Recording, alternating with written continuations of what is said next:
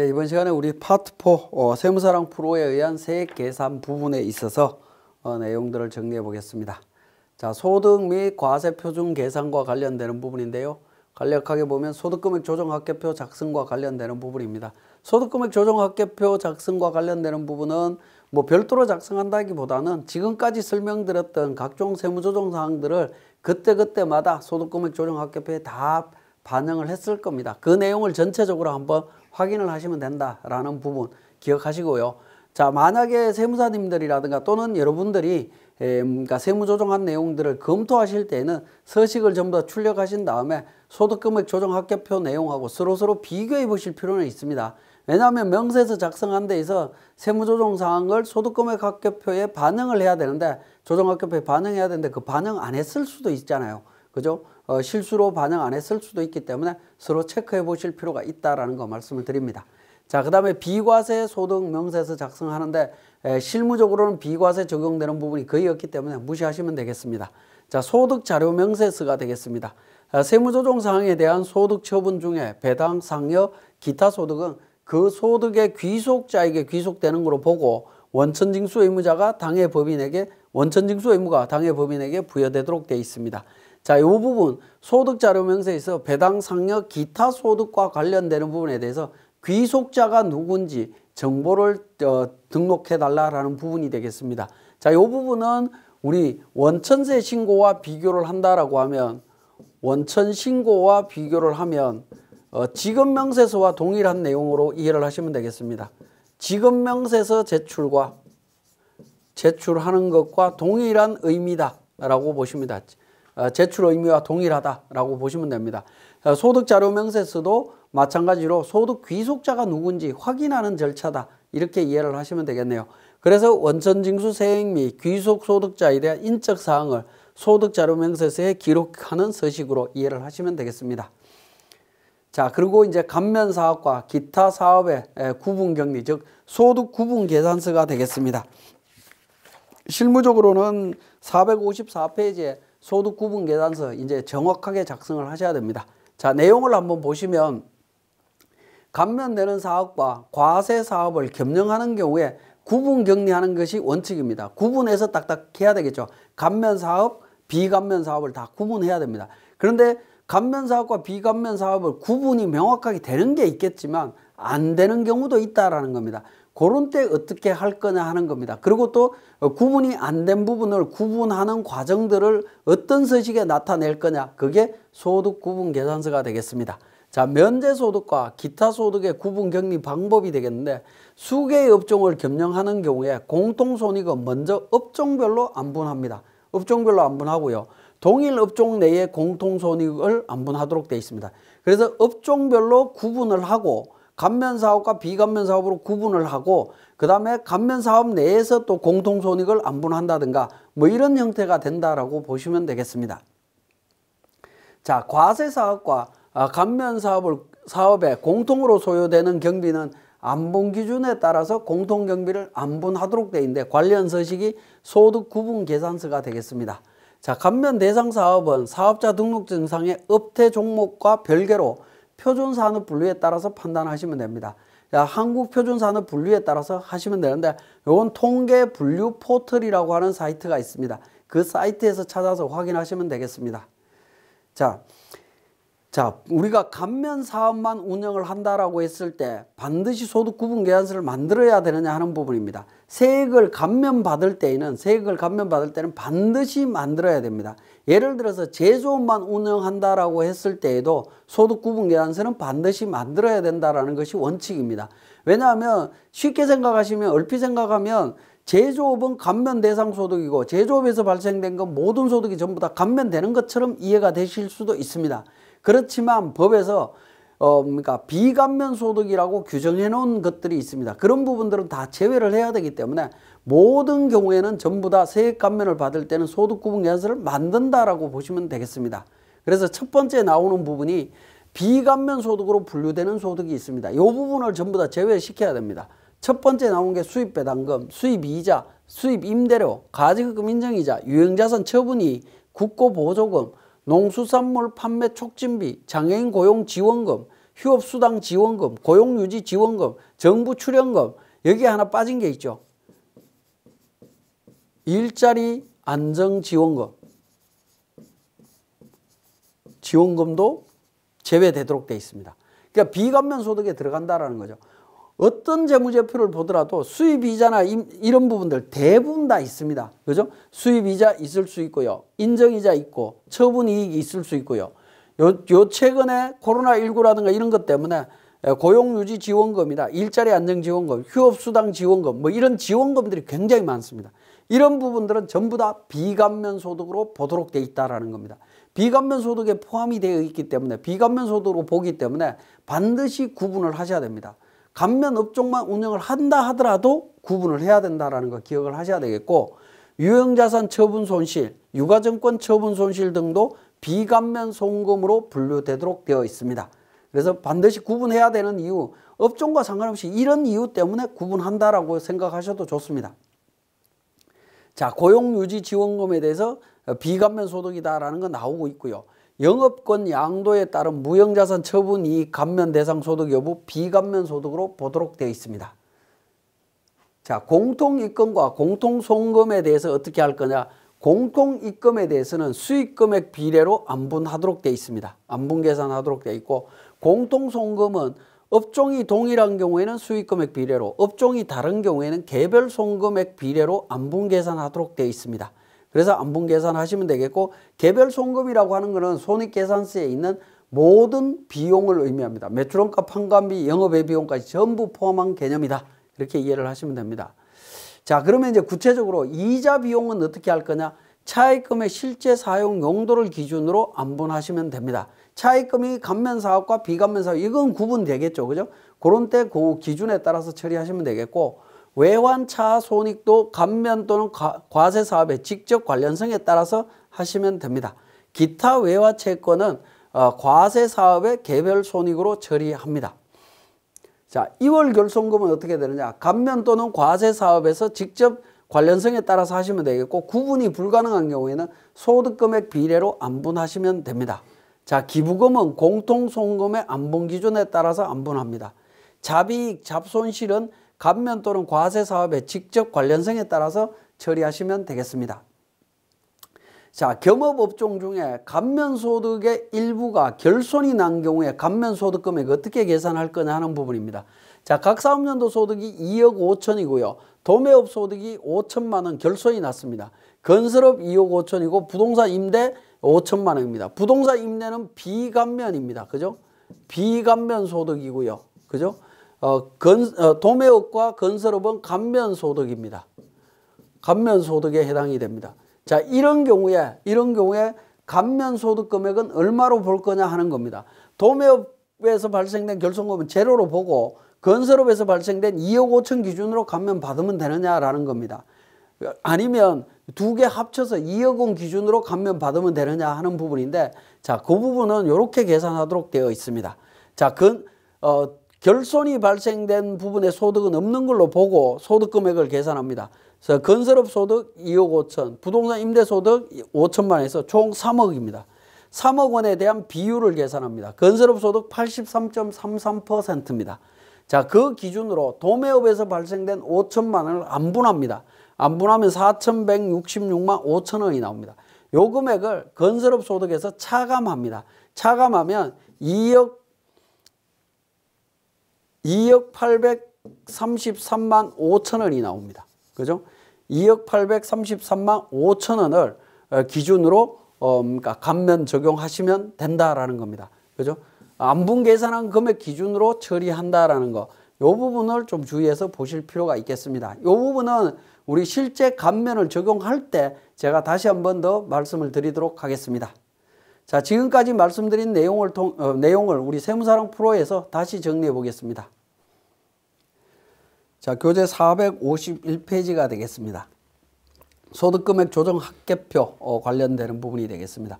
자, 우리가 세무조정을 통해서 재무제표와 수익금액 조정, 그 다음에 과목별 세무조정, 로마 숫자 1, 2번에 있는 서식들을 작성하면서 세무조정을 했습니다. 그 세무조정한 내용이 소득 및 과표 계산에 소득금액 조정 합계표 명세서에 세무조정 내용이 전부 다 반영이 되어 있습니다. 이렇게 반영되어 있는 내용들 확인하시면 되겠고, 자, 관련되는 내용이 각종 명세서와 연계되어 있는 부분이긴 한데 누락된 거 없는지 다시 한번 확인을 하시면 되겠습니다. 자, 그리고 비과세 명세서 관련되는 부분은 실무적으로는 거의 작성할 일이 없기 때문에 생략을 하셔도 상관없겠습니다. 비과세 이자 소득이라든가 이런 부분들 적용하도록 되어 있습니다. 자, 그 다음에 소득자료명세서가 되겠습니다.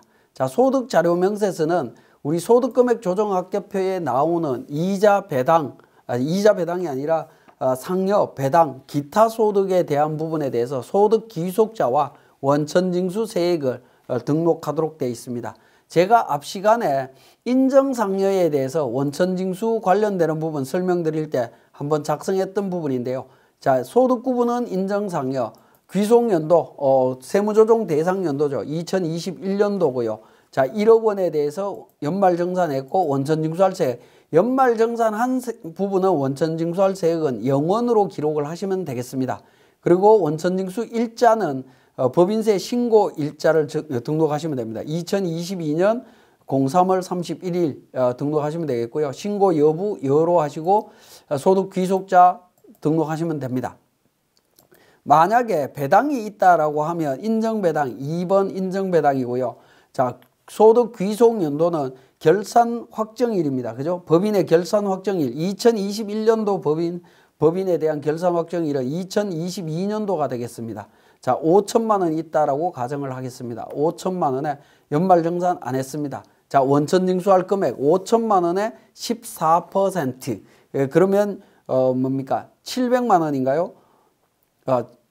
14%면 700만 원 맞죠? 700만 원 원천징수를 합니다. 언제? 법인세 신고일 기준으로. 그죠? 그리고 신고 여부 여로 해서 처리를 하시면 되겠습니다. 자, 홍길동 해서 정보 주민등록번호하고 등록하시면 됩니다. 마찬가지로 기타 소득 같은 경우에도 마찬가지가 되겠습니다. 인정기타 귀속 연도는 결산 확정일이고요. 자, 금액은 500만 원이 되겠습니다. 500만 원. 그래서 100만 원.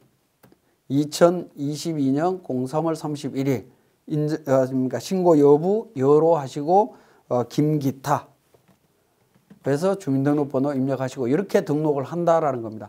물론 이 정보와 관련해서는 원천징수 이행상황신고서를 통해서 다 신고를 하셔야 됩니다. 신고를 하셔야 되기 때문에 자, 이 부분에 대해서는 구체적인 내용은 우리 소득처분 쪽에 제가 교육한 부분이 있습니다.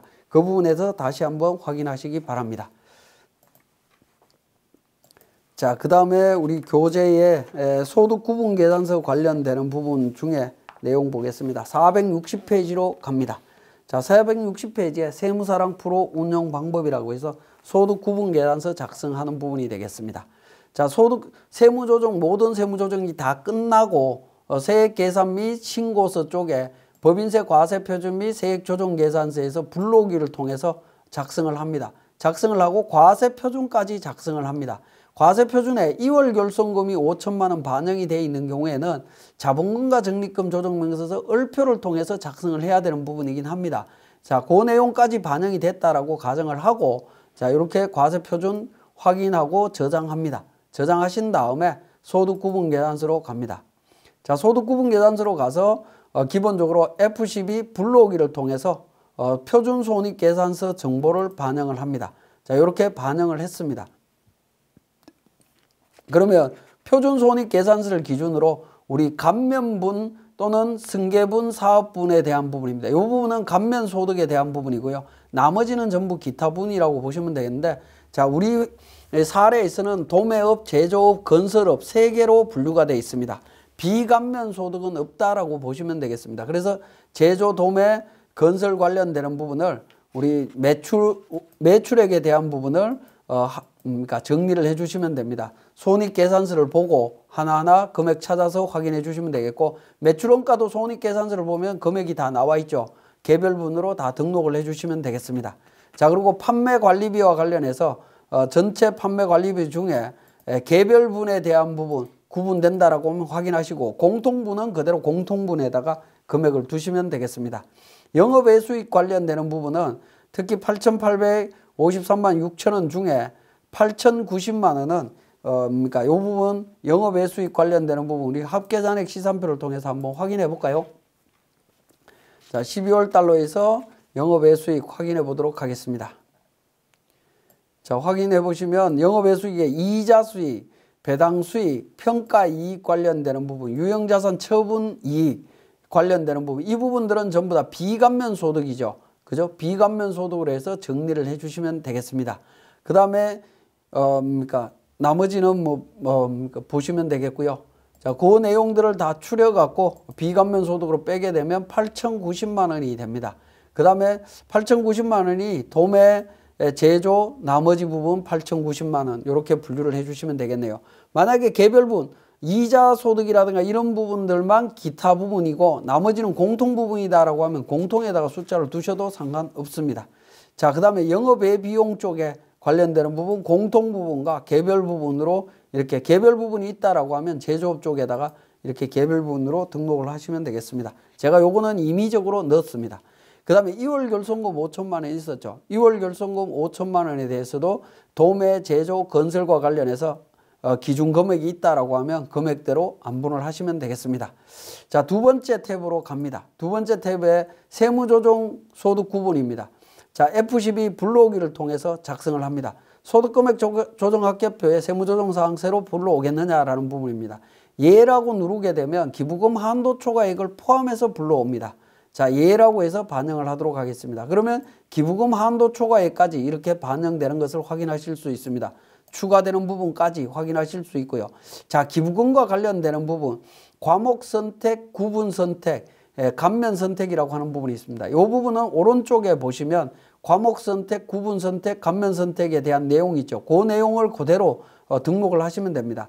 자, 과목명에 나와 있는 내용이 손익계산서의 매출액부터 영업외 비용에 해당이 되는지 하나하나 판단하시면 됩니다. 자, 기부금과 관련되는 부분은 영업외 비용이죠. 5번에 해당이 되는 부분이고요. 기부금은 기본적으로 개별분과 공통분으로 구분해야 되는데 개별 사업으로 보기는 어렵죠. 그래서 공통분으로 처리를 하시면 되겠습니다. 기부금 2월 금액에 대한 부분도 마찬가지입니다. 영업외 비용 성격이고요. 공통분이라고 이렇게 표시를 하시면 되겠습니다. 자, 임대보증금, 간주입금 같은 경우에는 어떻게 되죠? 기본적으로 매출액에 해당이 되는 부분이죠. 임대수익에 대한 부분이니까 매출액에 해당되는 부분이고 구분은 개별분입니다. 그리고 감면으로 들어가게 되면 기타 부분이죠. 감면 1, 2, 3 나오는데 기타 부분입니다. 4번 기타 부분으로 이렇게 정리를 했습니다. 자, 하나도 빠짐없이 정리를 하셔야 된다라는 겁니다. 특히 기부금과 관련되는 정보가 있을 때에는 기부금 내용이 반영되어 있는지 반드시 보셔야 되겠고 만약에 기부금을 불러올 때 아니오로 해서 소득금액 조정 합계표만 불러왔다라고 하면 과목 추가를 통해서 불러오실 수도 있습니다. 자, 그 다음에 세 번째 탭으로 넘어갑니다. 공통손익 안분 기준으로 가게 되는데 기본적으로는 여기에 나오는 기준은 세법 기준으로 이미 등록이 되어 있기 때문에 별도로 손보실 일은 없을 것 같습니다. 그대로 등록하시면 되겠고요. 자, 네 번째 탭으로 가서 한번 살펴봅니다. 그러면 첫 번째, 두 번째, 세 번째 내용을 기준으로 해서 안분 계산된 내용을 확인하실 수가 있습니다. 그리고 다섯 번째 탭으로 가면 세부적으로 요약 정리된 내용을 확인하실 수가 있습니다. 자, 기타 부분에 보시면 이렇게 마이너스 2원이 나오는 경우들이죠. 이런 부분들은 오류라고 보시면 됩니다. 요거는 마이너스 2원이 나오지 않도록 좀 조정을 하실 필요는 있을 것 같습니다. 그렇게 조정해서 정리를 하시면 될 것 같고 나머지 부분들은 거의 다 정리됐다라고 보시면 되겠네요. 자, 정리가 완료됐다라고 하면 과세 표준 금액이 정확하게 일치했다라고 하면 이렇게 빨간색이 아닌 원 색깔로 보입니다. 만약에 제가 수정을 한번 해보겠습니다. 자, 법인 조정에서 과세 표준 관련되는 부분에 있어서 제가 2월 결손금을 제가 지워보겠습니다. 지워버리고 저장을 합니다. 저장을 하고 자, 소득금액 조정합계표에 가서 다시 한번 하게 되면 어떻게 됩니까? 과세 표준이 오류가 나 있다라는 걸 확인하실 수가 있죠. 틀리다라는 겁니다. 과세 표준 관련 부분이 틀리다. 자, 소득금액 과세 표준 및 세액 조정 계산서에 있는 숫자와 우리 관련되는 숫자가 다르다라는 겁니다. 그죠? 요 금액이 다르죠. 다르면 이렇게 빨간색으로 나옵니다. 반드시 일치시켜 주셔야 된다라는 겁니다. 자, 불러오기 통해서 다시 작성해서 정확하게 저장을 해 주시게 되면 자, 저장하고 다시 안분해서 계산을 하게 되면 정확하게 일치됐다라는 멘트가 뜹니다. 자, 이렇게 정리가 되고 나면 우리 도매업이나 제조업이나 건설업에서 발생된 이 소득 금액을 기준으로 우리 세액 감면을 적용할 때 감면 계산 기준 금액으로 활용하시면 되겠습니다. 자, 지금까지 우리 소득 구분 계산서 설명이었습니다. 예, 이번 시간에 공제 감면 추납세액이라고 해서 469페이지의 내용이 있습니다. 이 중에서 우리 그러니까 창업 중소기업에 대한 세액 감면 위주로 해서 정리를 해보도록 하겠습니다. 자, 세액 공제 감면 세액 계산서 부분인데요. 공공차관 도입 관련되는 법인세 감면 규정이 있습니다. 이건 뭐 참고로 보시면 될 것 같습니다. 별도로 설명드릴 내용 없고요. 재손실세액 공제 법인세법에 나와 있는 부분인데 죄의 비율이 20% 이상인 경우에 재발생일 현재 장부가액으로 비율을 계산하도록 되어 있습니다. 장부가액으로 비율을 계산을 하는데 이때 비율 계산할 때 예금이나 매출채권은 비율 계산할 때 제외됩니다. 왜냐하면 재해가 발생했다 하더라도 예금이나 매출채권이 없어지는 부분은 아니라는 거죠. 그래서 재해 발생일 현재 미납부된 법인세나 발생일 현재 사업연도의 법인세 및 관련 가산세까지 전부 다 세액공제 받을 수 있다라는 부분이고요. 당해 법인의 상실된 재산가액 범위 내에서 공제를 해줍니다. 혹시라도 재해가 발생을 했다라고 하면 관련 규정에 따라서 세액공제 받을 수 있기 때문에 적극적으로 좀 활용하시면 될 것 같습니다. 자, 공제감면세액 계산서 2번에 보시면 창업 중소기업에 대한 세액 감면 규정이 있습니다. 자, 보시면 창업에 대한 개념부터 먼저 우리가 정리를 해야 되겠습니다. 교재는 471페이지가 되겠습니다. 자, 창업이라고 하는 부분은 중소기업을 새로 설립하는 거다라고 되어 있습니다. 자, 그 창업일에 대한 부분은 법인 설립 등기일이 되겠습니다. 그래서 법인 사업자는 사업자 등록증하고 상관없이 설립 등기를 기준으로 창업 여부를 확인하시면 되겠고요. 자, 그 다음에 굉장히 중요한 부분인데 합병, 사업 양수를 통한 사업 승계, 개인 사업의 법인 전환, 폐업 후 같은 종류의 사업 재개업, 사업 확장, 다른 업종 추가 등은 창업에서 제외된다라는 겁니다. 자, 여기서 창업에서 제외되는 사유들을 잘 보셔야 됩니다. 잘 보셔야 되겠고요. 자, 이 내용은 뭐냐면 결과론적으로는 좀 쉽게 이야기를 하면 내가 창업을 함으로 인해서 그 사업으로 인해서 고용 창출이라든가 뭐 이런 효과가 발생하는 경우를 말합니다. 그런데 다른 사람이 하던 사업을 내가 승계를 하게 되면 신규로 고용 창출이나 이런 게 일어나지 않는 개념이 되겠죠. 그런 부분에 대해서는 창업에서 제외하겠다라고 되어 있습니다. 그래서 같은 종류의 사업이라든가 뭐 이런 개념들이 나오는데 같은 종류의 사업 분류는 표준산업 분류에 따라서 세 분류에 의한다라고 되어 있습니다. 자, 계속 업종과 관련되는 부분 이야기 나올 때마다 표준산업 분류 이야기가 나오고 있습니다. 그래서 표준산업 분류는 항상 확인하셔야 되겠고, 자, 같은 종류의 사업이다라고 이야기할 때 세 분류로 따진다라는 거죠. 자, 표준산업 분류는 대분류, 중분류, 소분류, 세분류, 세세분류에서 5단계인데 네 번째 단계까지 같은 종류의 사업을 말합니다. 자, 그러면 예를 들어서 이런 부분들입니다. 한정식집을 운영하는 사업장을 제가 인수했습니다. 사업 양수를 통해서 승계를 했습니다. 승계를 했는데 제가 중식당을 운영한다라고 하면 이게 같은 종류의 사업이냐라는 겁니다. 자, 단순하게 음식점을 인수해서 내가 음식점 하는 거니까 같은 종류의 사업으로 볼 수도 있습니다.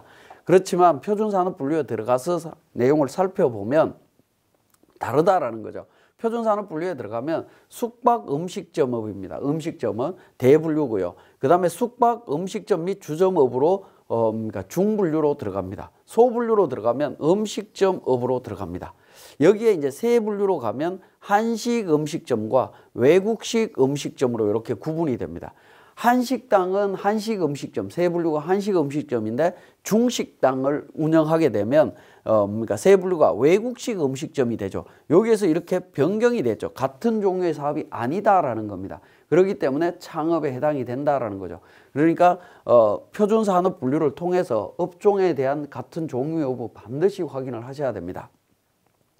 자, 창업 중소기업에 업종 요건이 있습니다. 창업에 해당이 된다라고 하면 그러한 창업에 해당되는 그러니까 내용 중에 법에서 정해져 있는 업종에 해당이 되면 감면을 받을 수 있습니다. 제조업, 건설, 통신 판매, 물류, 음식점, 정보통신 뭐 이런 부분들로 규정이 되어 있습니다. 자, 이 업종은 우리 교재에 나열이 되어 있기 때문에 확인을 하시면 되겠습니다. 473페이지에 내용이 있습니다. 보시면 되겠고, 관련되는 업종에 해당되는지는 반드시 표준산업분류로 보셔야 됩니다. 자, 그 다음에 또 중요한 부분이 창업 당시부터 감면 업종을 영위해야 된다라는 겁니다. 창업이 언제였죠? 그러니까 법인 설립 등기일이었습니다. 법인 설립 등기일 현재 이런 감면 업종을 영위를 해야 된다라는 거 반드시 기억하셔야 되겠습니다. 그래서 사업자 등록증 나올 때도 관련 업종으로 나와야 되겠고요. 법인 사업 목적에도 이 부분이 들어가 있어야 된다라고 보셔야 되겠습니다. 자, 그 다음에 업종에 대한 부분을 세분화해서 좀 보게 되면 의제 제조업에 대한 부분인데, 요거는 우리 중소기업 판정을 할 때 제가 한번 설명을 드렸던 부분이기도 한데요. 다시 한번 더 보게 되면, 자, 표준산업분류에 의할 때 국내에서 생산한 반제품을 해외에서 완제품 제조한 후에 수출 판매한다. 이런 경우에 의제 제조업에 해당이 되느냐라는 부분입니다. 그러면 국내에서 생산한 반제품과 해외에서 생산하는 완제품에 대한 그러니까 중요도가 어떻게 되느냐라는 겁니다. 주된 게 어떤 거냐? 국내 반제품 생산하는 걸 주된 활동으로 한다라고 하면 제조업에 해당이 됩니다.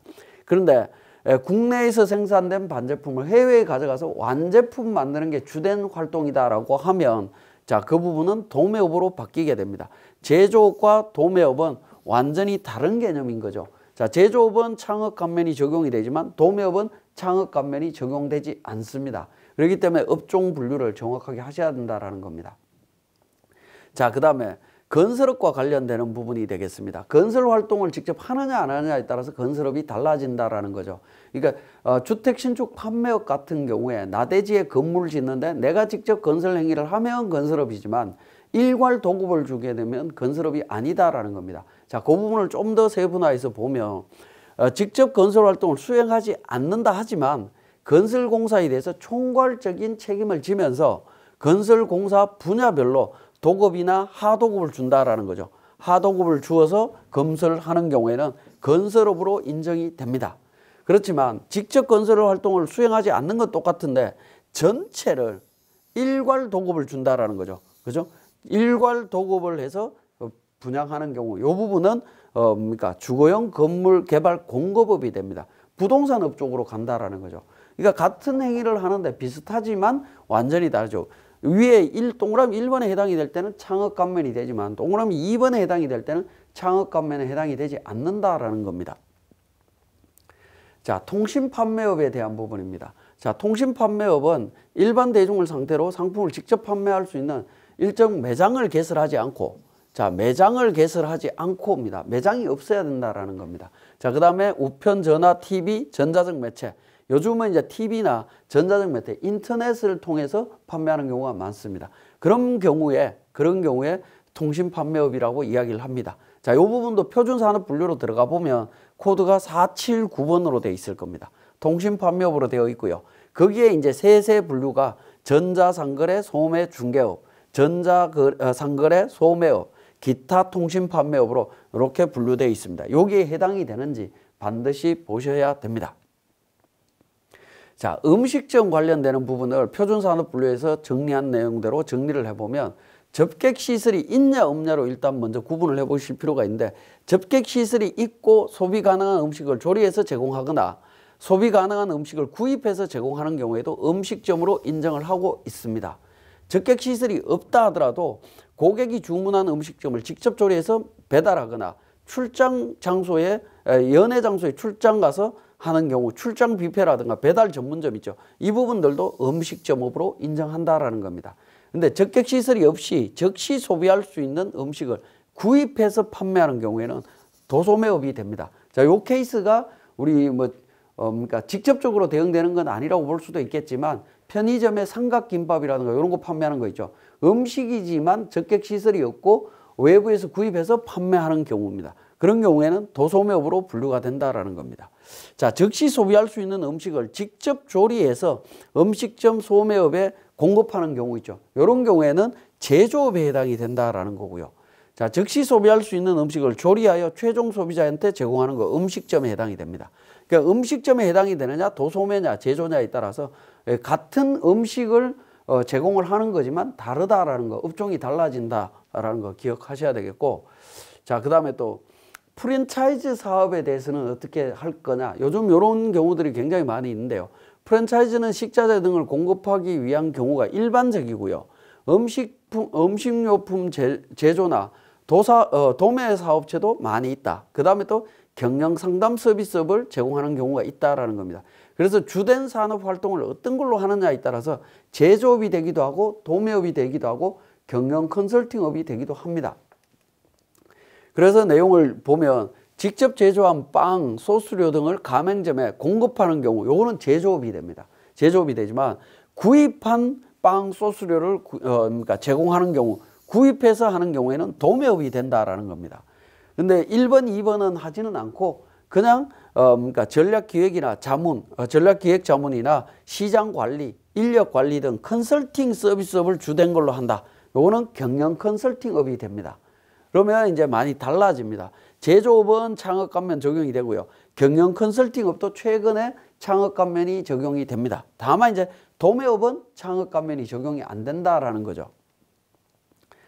자, 그 다음에 표준산업 분류에 의해서 감면 적용할 때 전문 자격사들은 어떻게 될 거냐. 노무사업은 전문과 기술 서비스업에 해당이 되기 때문에 창업 감면 됩니다. 간평사나 공인중개사 같은 경우에는 부동산업에 해당이 되기 때문에 창업 감면 적용받을 수가 없습니다. 자, 관세사업은 통관 대리 및 관련 서비스업에 해당이 되어서 물류산업 범위에서 지금 현재 제외되어 있습니다. 제외되어 있기 때문에 창업 감면 적용 배제 업종이다라고 보시면 되겠습니다. 요 물류산업은 그러니까 조세특례제한법에 별도로 규정하고 있습니다. 자, 경영지도사업은 어떻게 되느냐? 경영 컨설팅업에 들어갑니다. 그래서 창업 감면 적용 가능합니다. 20년 1월 1일 이후 창업하는 분부터 적용이 된다라고 보시면 되겠습니다. 자, 여행사나 여행 보조 서비스업도 창업 감면을 적용받을 수 있습니다. 자, 보조업은 여행사나 기타 여행 보조 서비스업은 사업시설 관리, 사업지원, 임대 서비스업 중에 사업지원 서비스업에 해당이 됩니다. 그래서 창업 감면이 된다라고 보시면 되겠습니다. 자, 그러면 이제 본격적으로 창업 감면을 적용하는 데 있어서 여러 가지 조건들이 있는데요. 그 부분 정리를 해보면 청년 창업 기업에 대해서는 감면 금액이 굉장히 큽니다. 100% 정도 적용이 되기 때문에 청년 창업 기업에 대한 요건들을 한번 보셔야 되겠습니다. 자, 개인 사업자로 창업하는 경우에 대표자가 창업 당시에 15세 이상 34세 이상인 사람입니다. 자, 34세 이하인 사람입니다. 이하인 사람을 청년 창업 기업이다라고 이야기를 하고 있습니다.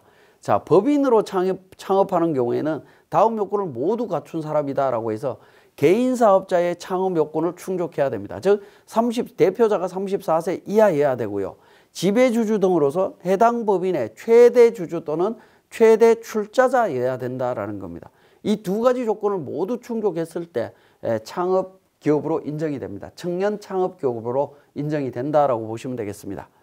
자, 그러면 이제 여러 가지 경우의 수가 나올 수 있는데 지금 보는 예규는 뭐냐면, 자, 청년이 지분율이 50%입니다. 근데 청년 외 비청년이 50%입니다. 둘 다 50%다라고 했을 때 50대 50으로 가지고 있으면 둘 다 지배주주일 수도 있고요. 둘 다 지배주주가 아니다라고 볼 수도 있습니다. 그런 경우 어떻게 해석할 거냐는 문제인데, 그러니까 모두를 지배주주로 본다라는 겁니다. 둘 다 지배주주로 본다. 그러면 둘 다 지배주주가 해당이 됐기 때문에 최대 주주가 해당이 됐기 때문에 이 경우에는 대표자가 청년이기만 하면 그러니까 최대 주주이면서 청년이기만 하면 창업 감면 적용할 수 있다라는 겁니다. 청년과 청년이 아닌 자가 각각 50% 가지고 있다라고 하면 감면 받을 수 있습니다. 요건을 충족했을 때, 그죠? 충족했다라는 얘기는 대표자가 청년이어야 된다라는 조건입니다. 자, 그 다음에 청년 창업기업에 대한 세액감면 적용하는 데 있어서 청년과 청년이 아닌 자가 각자 대표로 취임했다. 청년이 100% 출자를 했지만 각자 대표로 취임했다라는 겁니다. 이런 경우에는 기본 조건이 안 된다라는 거죠. 대표자가 청년이어야 되고 최대 주주여야 되는데 그러니까 최대 주주여야 되는데 청년이 아닌 사람이 있고 최대 주주가 아닌 사람이 들어와 있죠. 그래서 감면을 적용할 수가 없습니다. 이 경우에. 자, 그 다음에 기존 창업자에서 다른 청년으로 대표를 변경하면 어떻게 되느냐. 대표가 변경되는 경우에도 창업 감면을 적용할 수가 없습니다. 창업 감면 대표 변경일로부터 창업 감면이 멈춰진다라고 보시면 되겠습니다. 그래서 기존 창업자에서 다른 청년으로 대표를 변경하면서 창업자의 주식을 새로운 대표에게 전부 양도했다 하더라도 감면은 적용하지 않습니다. 자, 그래서 이런 부분들을 전부 다 종합을 하면 이렇게 됩니다. 자, 청년 A 대표 이사가 지분율 50% 또는 50대 50으로 가지고 있다. 창업 감면 적용한다라는 겁니다. 자, 만약에 청년 A가 지분율이 30% 가지고 있다 라고 하더라도 다른 주주들의 지분율이 30%를 초과하는 지분이 없다면 그때는 최대 주주에 해당이 되기 때문에 청년 감면을 적용받을 수 있습니다. 자, 근데 다른 케이스, 청년과 청년이 아닌 자의 공동대표나 청년이 아닌 자가 대표이사이거나 대표이사가 청년이었다가 다른 청년으로 변경이 되거나 이런 케이스에 걸리면 지분율의 변동과 상관없이 전부 적용이 불가능하다라고 보시면 되겠습니다. 다만 마지막에 있는 대표이사가 이렇게 변경됐을 때는 변경일부터 적용이 불가능하다라고 보시면 되겠습니다. 자, 이 부분 청년 감면과 관련되는 부분 좀 주의해서 보실 필요가 있겠습니다. 자, 창업 중소기업에 대한 지역 요건이 있습니다. 어떤 지역에서 창업했느냐에 따라서 감면을 적용할 거냐 말 거냐는 부분인데요. 청년 창업 중소기업은 전국 모든 지역에서 창업했을 때 감면을 적용해 줍니다. 근데 그 외의 창업인 경우에는 수도권 과밀억제권역 외의 지역에서만 창업했을 때 인정을 해준다라는 겁니다. 그래서 우리는 수도권 과밀억제권역이라고 하는 범위를 좀 확인하실 필요가 있습니다. 이건 뒤에서 말씀드리겠습니다. 자, 감면 세액은 어떻게 되느냐. 최초로 소득이 발생한 과세 연도와 4년 이내에 끝나는 과세 연도까지 세액 감면을 합니다. 그러니까 기본적으로는 5년 동안 감면을 해준다라고 보시면 되겠고요. 자, 감면율은 수도권 과밀억제권역 외의 지역에서 청년이 창업한 경우에는 100% 감면합니다. 100% 감면하고요. 100% 감면되는 요 경우에는 최저한세가 배제됩니다. 최저한세 배제된다라고 보시면 되겠습니다.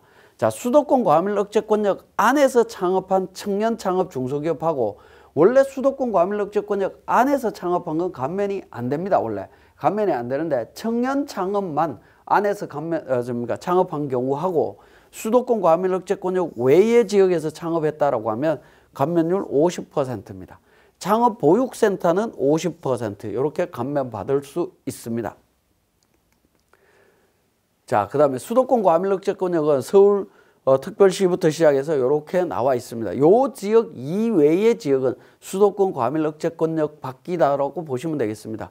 우리가 알 수 있는 대표적인 도시가 김포라든가 이런 부분들, 용인시에 관련되는 부분들 빠져 있죠. 과밀억제권역에서 빠져 있습니다. 그래서 수도권 안에 경기도 지역 중에 수도권 과밀억제권역에서 제외되는 지역들이 상당히 많이 있습니다. 그 부분들을 찾아서 그 지역에서 창업한 경우에는 감면을 받을 수 있다라는 거 기억하시면 되겠습니다. 자, 수도권 과밀억제권역에서 창업한 청년 창업 기업이 수도권 과밀억제권역 외로 이전하면 어떻게 되느냐 하는 부분입니다. 수도권 과밀억제권역 외의 지역으로 이전을 하게 되면 감면율은 50%를 그냥 적용을 받는다라고 보시면 되겠습니다. 기존대로 그대로 적용을 받는다. 그렇게 보시면 되겠네요. 자, 그 다음에 당해 사업에서 최초로 소득이 발생한 과세 연도에서 소득의 의미가 뭐냐라는 부분인데요. 이 소득의 의미는 플러스 소득을 말합니다. 원래 창업을 하게 되면 창업 초기에는 결손이 날 가능성이 상당히 많이 있죠. 근데 창업 감면은 소득이 발생한 연도부터 포함해서 5년 동안 5개 사업연도 동안 적용을 해주고 있습니다. 그런데 첫 해부터 결손이 났는데 첫 해부터 창업 감면 적용해봐야 큰 의미는 없다라는 겁니다. 그래서 나오는 부분이 당해 사업에서 최초로 소득이 발생한 연도부터 카운트하겠다라는 겁니다. 그 소득이라고 하는 게 플러스 소득입니다. 각 사업연도 소득을 말합니다. 결손금을 의미하는 게 아니다라는 겁니다. 자, 그래서 이런 의미가 됩니다.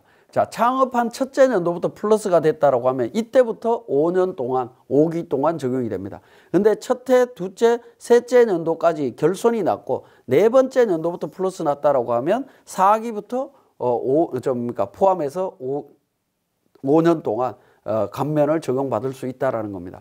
이때 주의하실 건 뭐냐면, 자, 플러스 나서 출발하기 시작하면 감면 기간을 카운트하기 시작하면 중간중간에 이렇게 결손이 나더라도 이런 부분들은 신경 쓰지 않습니다. 그냥 출발된다라고 이해를 하시면 되겠습니다. 카운트한다라고 보시면 되겠습니다. 자, 청년 창업 기업 요건을 미충족하게 되면 세액 감면이 어떻게 될 거냐 하는 건데, 해당 사유 발생일이 속하는 과세 연도부터 감면을 다음과 같이 적용합니다. 수도권 과밀 억제권역 외의 지역에서 창업한 청년이 100% 감면 받다가 배제되게 되면 청년이 아니다라고 하면 감면율이 50% 당초 창업으로 바뀐 걸로 봅니다. 수도권 과밀억제권역 안에서 창업했다. 50% 감면 받다가 청년이 아니면 원래 감면이 없는 거죠. 그래서 감면을 배제하는 걸로 이해를 하시면 되겠습니다. 자, 18년 5월 29일 이전에 창업한 기업들은 어떻게 되느냐 하는 겁니다. 최초로 소득이 발생한 과세 연도와 그 다음 2년 이내에 끝나는 과세 연도까지 75%고요. 그 다음 2년은 50% 적용해 줍니다. 자, 청년 창업이다라고 되어 있는 부분인데, 원래 이제 18년 5월 29일 이전과 이후는 청년의 범위가 다르다라는 겁니다. 청년이 29세 이하인데 창업 중소기업 지금 현재 감면 규정이 적용되는 청년은 34세 이하입니다. 나이부터 다르다라는 거 기억하시고요. 자, 요 두 부분을 비교를 해보면 청년의 범위가 24세, 34세 다르다라는 거고, 창업 지역에 대한 제한도 수도권 과밀억제권역 밖에서만 인정이 됩니다. 청년 과거 규정은. 그런데 지금 현재 규정은 모든 지역에서 감면이 된다라는 거죠. 모든 지역에서. 감면율도 소득이 발생한 과세 연도하고 이과세 연도까지 75%, 나머지 50%입니다. 그런데 감면율은 소득이 발생한 과세 연도하고 사과세 연도까지 50%입니다. 기본적으로 50% 적용해 주는데 수도권 과밀억제권역 밖은 100%를 해주겠다라는 부분입니다.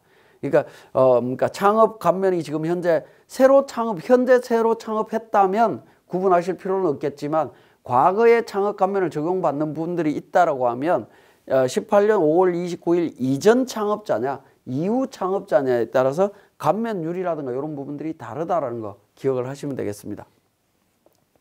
자, 창업 벤처 중소기업에 대한 세액 감면인데, 창업 후 3년 내에 벤처기업 확인받았다라고 하면 감면해 줍니다. 50% 감면 받을 수 있는데요. 근데 이제 감면이 배제되는 경우가 있습니다. 확인 취소일이나 유효기간 만료일이 속하는 과세기간부터는 배제하도록 되어 있습니다. 그래서 이 부분은 좀 심하게 이야기하면 2021년 12월 5일 날 취소됐다라고 하면 1월 1일부터 그냥 취소되는 걸로 보시면 됩니다. 그러니까 과세기간 중에 어디에도 어느 날이라도 취소 날이 들어오거나 만료일이 들어오게 되면 그 해부터 취소된다라고 보시면 되겠습니다. 자, 에너지 신기술 중소기업에 대한 세액 감면 내용이 나오는데요. 감면율은 해당하는 날이 이후에 최초로 소득이 발생한 과세 연도와 그 다음 4년 이내에 끝나는 과세 연도까지 50% 적용이 됩니다. 창업 중소기업과 창업 벤처 중소기업 세액 감면을 적용받는 경우에는 적용 배제합니다. 자, 신성장 서비스업 창업 중소기업에 대한 세액 감면인데, 신성장 서비스업에 해당이 되면 감면율을 적용해서 75%, 50%에서 감면을 적용받을 수 있습니다. 물론 수도권 과밀억제권역 외의 지역에 창업한 중소기업이나 창업 벤처 중소기업, 에너지 신기술 중소기업에 해당하는 신성장 서비스업인 경우에는 최초 세액 감면 받은 과세 연도에 2년 동안은 75%, 그 다음은 50%입니다. 그러니까 기존에 창업 감면이 적용된 상태에서 신성장 서비스업이 된다면 이런 혜택을 추가적으로 더 주겠다라는 부분이 되겠습니다. 자, 영세 사업자에 대한 세액 감면인데, 자, 과세 연도의 수익 금액이 4,800만 원 이하인 경우에는 수도권 외의 지역에서는 100%, 수도권 밖에는 과밀억제권역 밖에는 수도권 과밀억제권역 외의 지역은 100%, 수도권 과밀억제권역 안에 창업은 50% 적용한다라는 부분이 되겠습니다.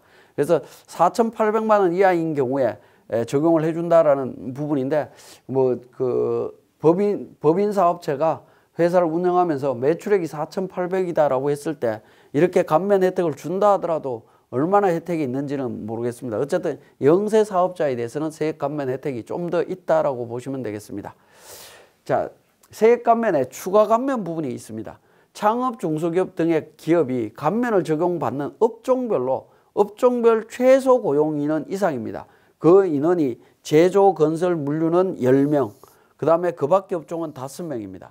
요 인원보다 더 많이 고용을 했다라고 하면 수도권 과밀억제권역 외의 지역의 창업 중소기업 등에 대한 감면 기간 중에 상시 근로자 수가 증가한 경우 추가 감면을 적용을 해줍니다. 추가 감면은 상시 근로자 수, 직전 과세 연도의 상시 근로자 수 기준으로 당해 과세 연도에 증가한 근로자 수가 있을 겁니다. 거기에 비율을 50% 적용한 금액을 추가로 감면을 적용받습니다. 이 추가로 적용해주는 감면에 대해서는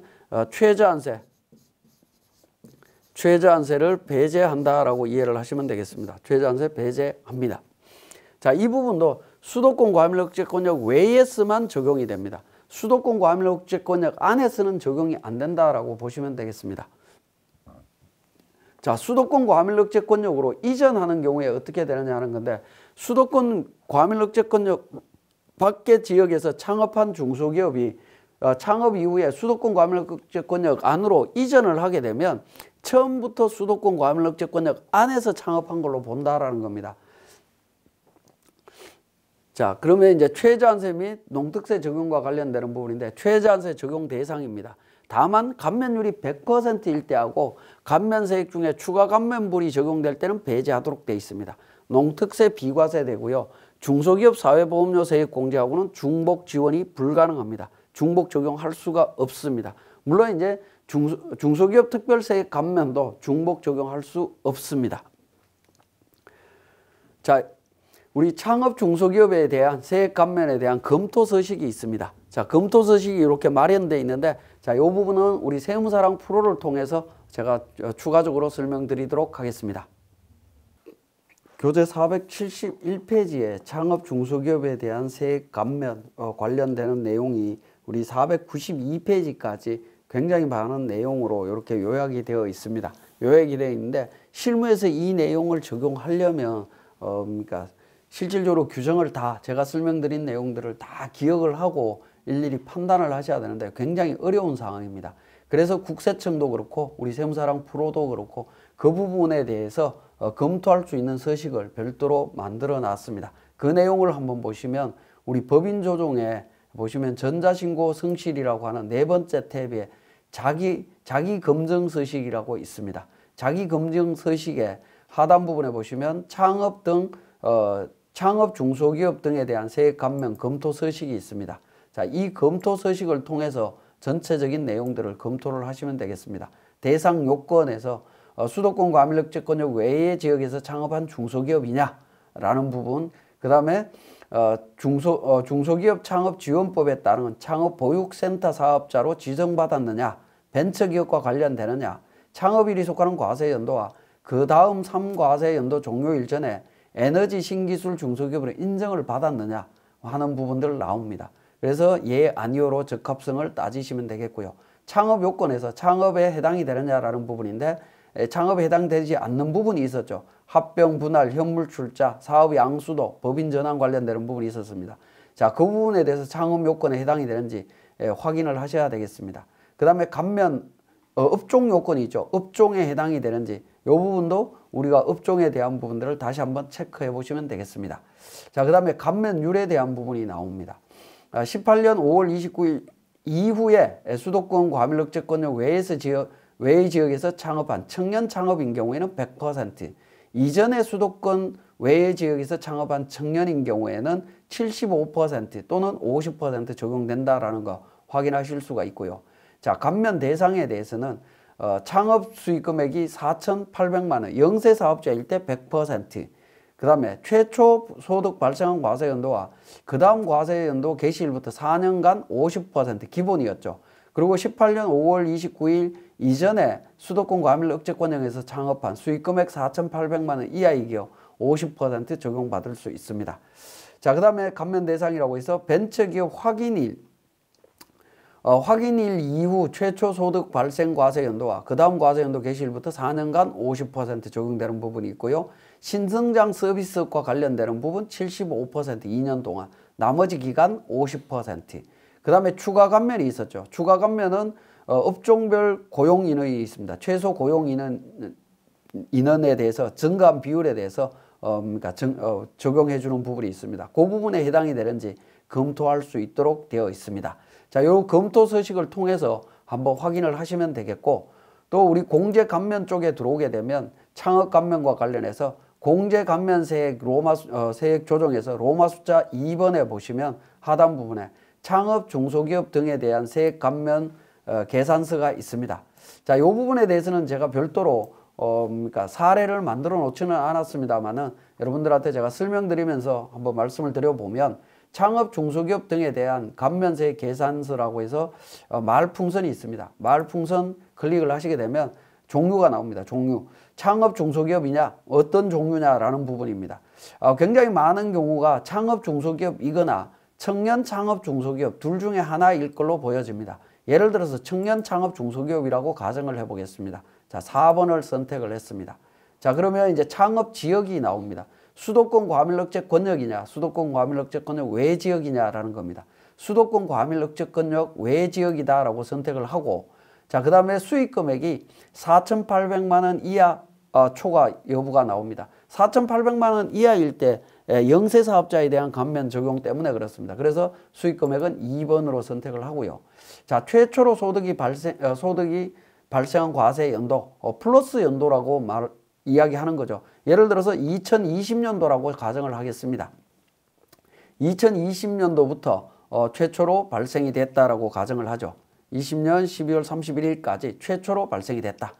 자, 그 다음에 산출세액과 관련되는 부분은 기본적으로 우리 프로그램에서 과표 및 세액 계산에서 법인세 과세 표준 및 세액 계산하는 부분에서 기본적인 산출세액을 계산을 했을 겁니다. 이 산출세액을 기준으로 감면을 적용하시면 됩니다. 자, 그래서 불러오기를 통해서 적용하시게 되면 그러니까 4,700만 원에 대한 감면이 나왔습니다. 그리고 감면소득을 입력을 해야 되는데, 감면소득은 제가 지난 시간에 말씀을 드렸죠. 소득 구분 계산서를 기준으로 적용을 하시면 된다라고 했습니다. 자, 소득 구분 계산서 내용을 확인해서 도소매는 감면이 안 되고요. 제조, 건설은 창업 감면이 가능합니다. 그래서 소득 구분 계산서에 나와 있는 구분이 6천만 원하고 1억 5천 금액이 되겠습니다. 그래서 대략적으로 2억 1,600이라고 가정을 하죠. 2억 1,600에 대해서 감면을 적용받을 수 있기 때문에 그 감면 소득을 입력을 하시면 됩니다. 2억 1,600만 원 감면을 적용하시면 됩니다. 그러면 이제 감면율을 넣도록 돼 있죠. 감면율을 넣도록 돼 있는데, 수도권 과밀억제권역 외의 지역에서 감면율은 청년 창업이었습니다. 그죠? 청년 창업이었기 때문에 감면율은 100%가 되겠습니다. 그래서 반영하기를 누르게 되면 감면세액이 나옵니다. 그죠? 감면세액이 나오고요. 그 다음에 이제 추가 감면과 관련해서는 공제 요건에 대해서 그러니까 제조, 건설, 물류산업에 대해서 10명, 기타 업종은 5명인데 이 인원수보다 고용 인원이 증가한 부분이 있다라고 하면 그 부분에 대해서 추가적으로 적용받을 수가 있습니다. 근데 아니오라고 하시게 되면 적용하실 필요는 없고, 여라고 체크를 하게 되면 근로자 수를 입력하도록 되어 있습니다. 근데 우리가 이미 감면율이 100%일 때는 추가 감면 적용할 필요가 없다라고 보시면 되겠죠. 감면율이 100%가 아닐 때는 추가 감면 적용할 수 있습니다. 예를 들어서 청년 감면이 아니고 일반 창업 중소기업이다라고 가정을 하죠. 그러면 감면율이 50%가 될 겁니다. 그죠? 50%가 적용이 되는 경우에는 추가 감면 적용할 수 있습니다. 자, 해당 과세연도 근로자 수가 예를 들어서 15명이다라고 가정을 하고요. 직전 연도 근로자 수가 10명이다라고 가정을 하죠. 그러면 5명 늘어나서 추가 감면율이 적용이 되고 있습니다. 추가 감면율을 해서 25%가 추가적으로 됩니다. 그럼 전체 75% 감면되는 부분을 확인하실 수가 있습니다. 과거에는 창업 중소기업에 대한 세액 감면과 관련해서 계산 서식이 없었습니다만은 최근에 창업 중소기업에 대한 감면 부분이 굉장히 복잡해지다 보니까 이렇게 세액 계산 서식이 만들어져 있습니다. 이렇게 세액 계산을 했다라고 하면 자, 이 부분에 대해서 우리 법인 조정에서 공제 감면 세액이라고 하는 부분이 있습니다. 여기에서 불러오기를 통해서 반영을 해주시면 됩니다. F2번 불러오기가 아니고요. 구분 추가해서 자, 코드 F2번이네요. F2번 창업 중소기업에 대한 부분이 있습니다. 이 부분을 통해서 작성을 한 번 더 해주시면 되겠습니다. 작성을 하시고요. 자, 그 다음에 또 우리 감면이 다 끝나고 나면 공제감면세액 합계표에서 불러오기를 통해서 청년 창업 중소기업에 대한 부분들을 반영을 하실 수도 있습니다. 자, 여기까지 우리 청년 창업 중소기업에 대한 세액 감면 적용하는 부분들을 말씀을 드렸습니다. 예, 이번 시간에 중소기업에 대한 특별세액 감면 정리하도록 하겠습니다. 자, 중소기업에 대한 특별세액 감면 적용 업종은 중소기업만 적용이 되고요. 세액 감면 제목에서 중소기업이라고 했기 때문에 중소기업만 적용이 됩니다. 그리고 업종은 제조업부터 시작해서 건설, 도소매 관련되는 업종으로 나열이 되어 있습니다. 우리 교재 493페이지에 작물 재배업부터 시작해서 자동차 대여업 관련되는 부분이 있죠. 이 부분까지 나열이 되어 있습니다. 이 중에 이제 주요 업종들이 제조, 건설, 도소매, 인력 공급 이런 부분들이라고 보시면 될 것 같습니다. 여기에 이제 창업 중소기업에 적용됐던 음식점이라든가 이런 부분들은 또 제외되어 있습니다. 그래서 창업 중소기업 감면하고 중소기업 특별세액 감면하고는 이 업종이 다르다라는 겁니다. 다르기 때문에 주의를 하셔야 되겠고, 업종과 관련되는 부분은 표준산업 분류에 따른다라는 거 기억하셔야 되겠고, 겸업 중소기업의 경우에 감면 대상 업종에 한해서 감면을 적용받을 수 있습니다. 자, 의제 제조업은 동일하다라고 보시면 되겠습니다. 그 과거에 앞에서 강의할 때 말씀을 드렸던 부분이고요. 제조업으로 분류하는데 전제 조건이 사업장이 국내에 있어야 된다라는 거, 이 부분만 좀 주의를 하시면 될 것 같습니다. 자, 자동차 정비 공장을 운영하는 사업은 중소기업 특별세액 감면 적용받을 수 있느냐라는 부분인데요. 자동차 정비 공장 운영하는 사업장은 자동차 종합정비, 소형 자동차 종합정비라는 면허가 있고요. 그 다음에 자동차 전문정비업, 원동기 전문정비업으로 이렇게 구분 지을 수가 있습니다. 자, 이 부분에 대해서는 자, 위에 종합정비업은 감면이 가능하지만 전문정비업에 해당이 되는 부분은 감면이 불가능한 걸로 되어 있습니다. 그래서 이 부분도 좀 구분해서 보실 필요가 있겠습니다. 자, 본점이 수도권 내에 소재할 때 감면은 어떻게 되느냐? 중소기업 특별세액 감면에 대해서 그 감면율은 어떻게 되느냐 하는 부분인데, 자, 본점이 수도권 내에 있는 경우하고 수도권 밖에 있는 경우하고 차별을 둡니다. 자, 수도권 내에 있을 때는 세 분류로 구분합니다. 도매업 등과 관련되는 부분, 지식기반산업 등과 관련되는 경우, 그 외의 업종입니다. 자, 도매업이라고 하는 것은 도매업, 소매업, 의료업을 의미합니다. 즉 도소매업을 그냥 생각하시면 됩니다. 그래서 수도권 내에 있을 때는 소기업을 기준으로, 자, 소기업을 기준으로 적용을 합니다. 소기업인 경우에 도매업은 10%, 지식기반산업이나 그 외의 사업은 20%, 지식기반산업인 경우에는 중소기업일 때 10%를 해줍니다. 소기업이 아닌 중소기업도 10% 적용이 된다라는 겁니다. 자, 지식기반산업 등에 대한 부분이 엔지니어링 사업이라든가 전기통신업, 연구개발, 소프트웨어 개발 및 공급 이런 부분들이 되겠습니다. 이런 부분들에 해당이 될 때는 중소기업인 경우에도 적용을 받을 수 있습니다. 수도권 내에 있다 하더라도. 그래서 감면율이 이렇게 적용이 되는 걸 확인하실 수가 있겠고, 본점이 수도권 외의 지역이 있으면 어떻게 되느냐 하는 건데 사업장 기준으로 적용을 합니다. 자, 수도권 내에 있는 사업장은 본점이 수도권 안에 있는 경우하고 동일한 감면율을 적용합니다. 소기업일 때 10%, 그러니까 지식기반 산업에 대해서는 20%, 그 외의 업종 20%입니다. 근데 수도권 외의 사업장은 소기업 기준과 중소기업 기준이 나오는데요. 소기업 기준일 때는 10% 동일합니다. 근데 그러니까 수도권 외에 있을 때는 중소기업일 때도 5%는 적용을 받을 수 있다라는 거고요. 지식기반이나 그 외 업종은 소기업일 때는 30%, 중소기업일 때는 15%가 적용이 됩니다. 그렇기 때문에 그러니까 소기업 기준으로 적용이 되는데 수도권 밖에 있을 때는 중소기업도 적용을 받을 수 있다라는 거, 이 부분 좀 주의해서 보실 필요가 있겠고, 통관 대리 및 관련 서비스 감면율은 일반 감면 비율의 50%를 적용한다라는 거 보시면 되겠습니다. 그리고 수도권이라고 하는 부분은 서울, 인천, 경기도 전체를 의미합니다. 서울, 인천, 경기도 전체.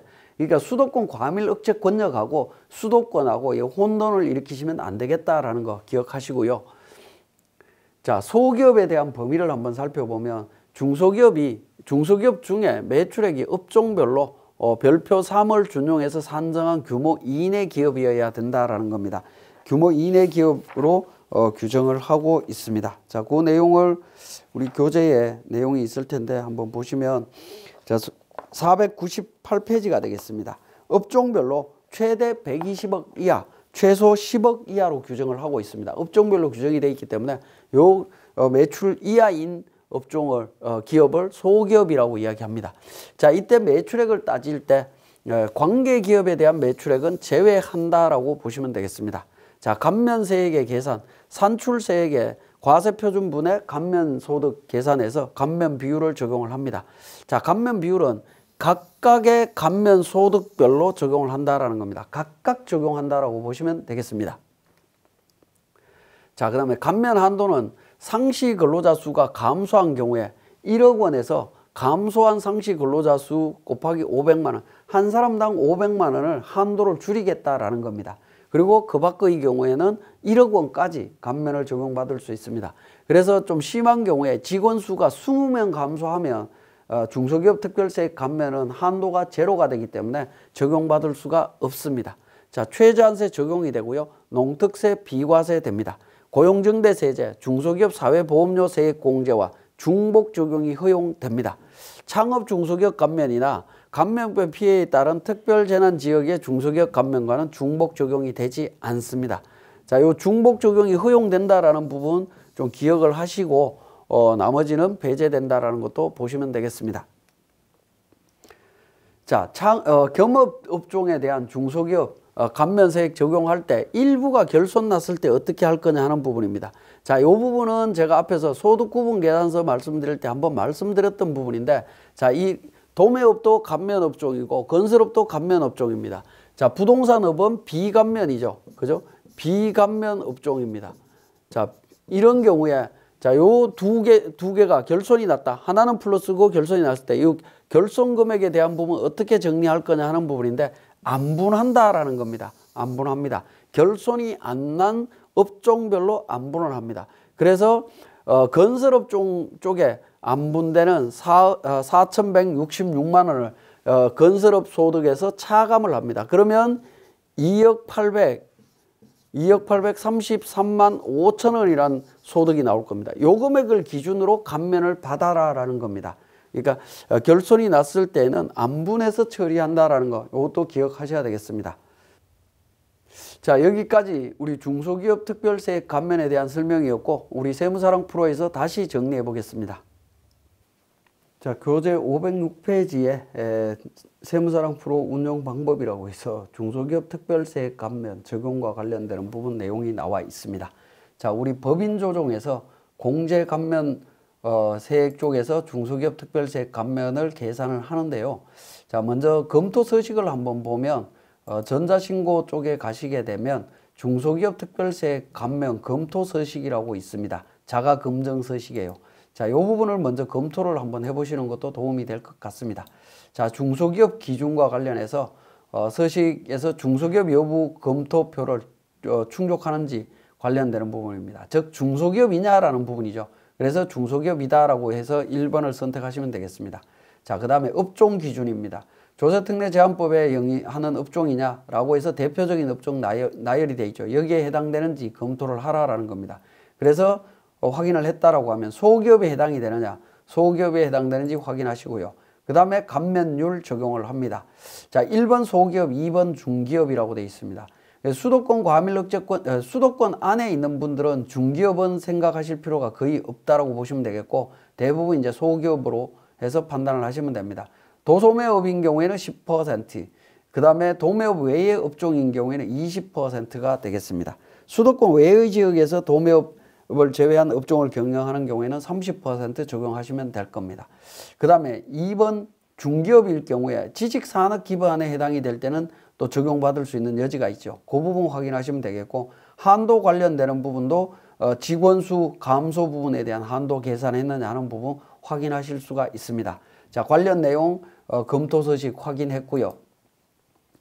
자, 그 다음으로 우리 공제 감면 쪽으로 갑니다. 공제 감면세 계산을 하는데, 자, 우리 뭡니까? 과표 및 세액 계산에서 소득 구분 계산서 작성을 했습니다. 감면세액 적용하기 위해서. 소득 구분 계산서에서 작성한 제조, 건설, 도매 이 감면 소득 금액을 확인해서 이 감면 소득 금액 기준으로 우리가 감면을 적용하면 된다라고 보시면 되겠습니다. 자, 공제 감면 쪽에 2번입니다. 공제 감면세액 계산서 2번에 보시면, 자, 제가 전체 삭제를 하고 적용을 하도록 하겠습니다. 자, 우리 교재에는 각 사업연도 소득금액 3억 5천이고 해서 내용이 나와 있습니다. 산출세액 6천만 원이다라고 나와 있는데요. 중소기업 세액 감면, 특별세액 감면과 관련해서 구분 부분은 F2번을 통해서 작성을 합니다. 찾아보시면 됩니다. 중소기업 특별세액 감면 있죠? 확인 버튼 눌러줍니다. 자, 산출세액은 기본적으로 우리 과표 및 세액 계산에 과세표준 및 세액 조정 계산서에서 이미 계산된 산출세액이 있습니다. 이 내용을 그대로 반영을 하시면 되겠습니다. 우리 교재에는 사례를 별도로 두고 있습니다만은 제가 우리 프로그램에 이미 등록되어 있는 내용을 그대로 하도록 하겠습니다. 자, F12 불러오기를 통해서 작성을 합니다. 자, 불러오기를 통해서 작성하면 과세표준과 산출세액이 자동으로 반영이 됩니다. 여기에 감면소득만 반영하시면 됩니다. 예를 들어서 도매업 관련되는 감면소득이 5천만 원이다라고 하면 5천만 원 적용하고요. 감면율 10%다 라고 하겠습니다. 10%고 직원 감소한 게 없으면 그대로 확인하시면 되겠습니다.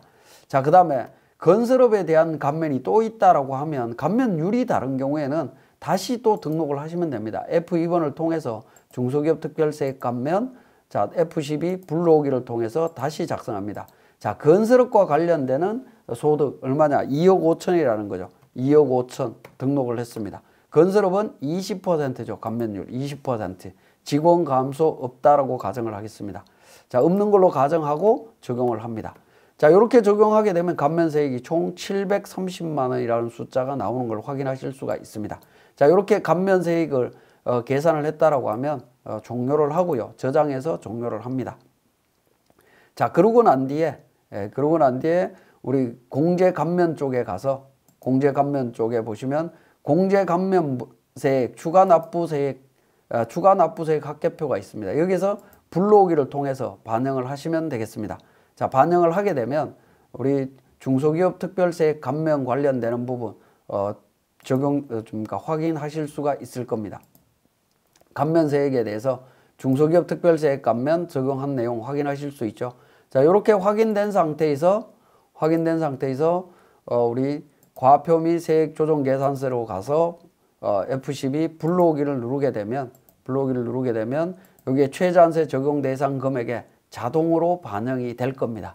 자, 그렇게 적용을 하시면 되겠습니다. 자, 지금까지 중소기업 특별세액 감면 계산하는 과정 살펴봤습니다.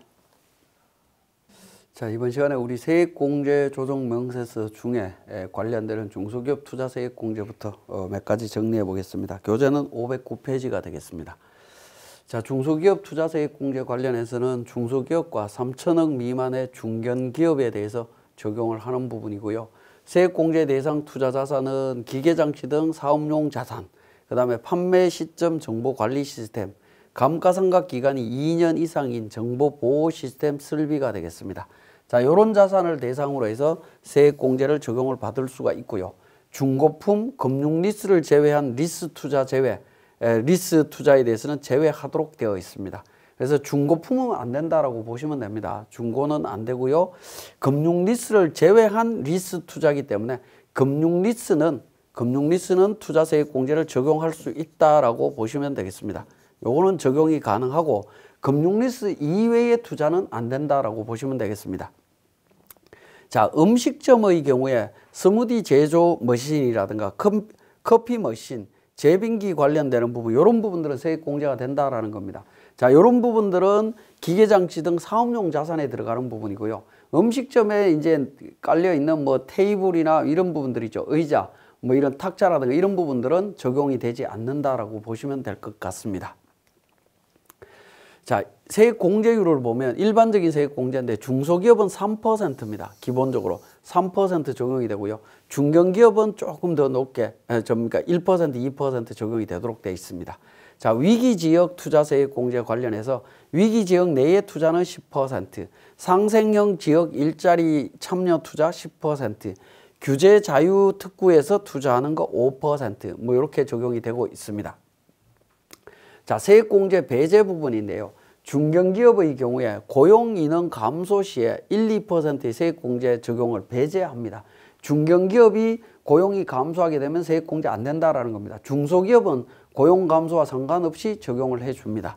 자, 수도권 과밀억제권역의 투자 중에 정설투자에 대한 세액공제 배제하도록 되어 있습니다. 자, 정설투자 세액공제를 배제한다라는 거죠. 자, 정설투자에 대한 개념이 뭐냐라는 부분인데, 예를 들어서 기계장치가 A 플러스 B 플러스 C라고 하는 기계 3대가 있다라고 했을 때 여기에 추가적으로 D라는 기계를 이렇게 추가하는 이 부분을 우리는 정설투자라고 이야기를 합니다.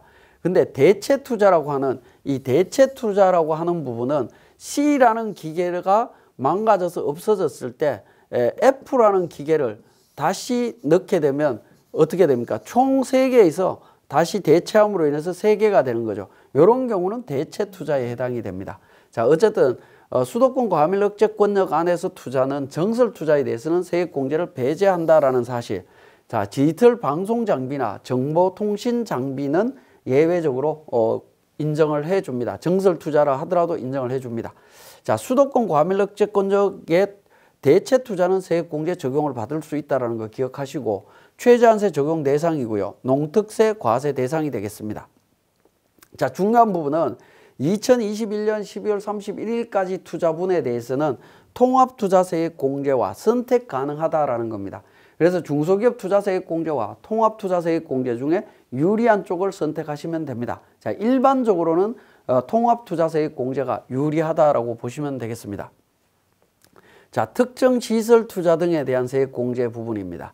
자, 세액 공제 적용 대상 투자의 범위를 보면 연구시험용 시설, 직업훈련용 시설이라든가 에너지 전략 시설, 생산성 향상 시설, 환경보전 시설, 뭐 이런 부분들입니다. 안전시설, 이런 부분들에 대해서 투자세액 공제를 적용을 해 줍니다. 마찬가지로 중고품이나 금융리스를 제외한 리스에 의한 투자는 제외하도록 되어 있습니다. 자, 세액 공제율을 보면 연구시험 시설이나 직업훈련용 시설, 에너지 전략 시설은 중소기업인 경우에 7%입니다. 근데 나머지 관련되는 부분은 전부 10% 적용하도록 되어 있습니다. 물론 중견기업, 그 밖의 기업도 적용이 됩니다. 자, 요 내용이 우리 중소기업 투자세액 공제하고는 좀 다르죠.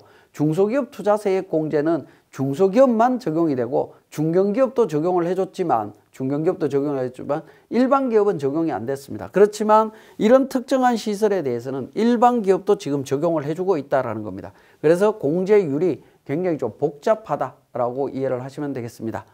자, 이 경우에도 일부 수도권 과밀억제권역의 투자에 대해서는 세액공제를 배제하도록 되어 있고요. 다른 투자세액공제와 중복 적용도 배제됩니다. 세액 감면 시에 투자세액 공제의 중복 적용 배제되고 있고 최저한세, 농어촌 특별세 적용이 됩니다. 미공제된 세액에 대해서는 10년간 2월 공제도 가능합니다.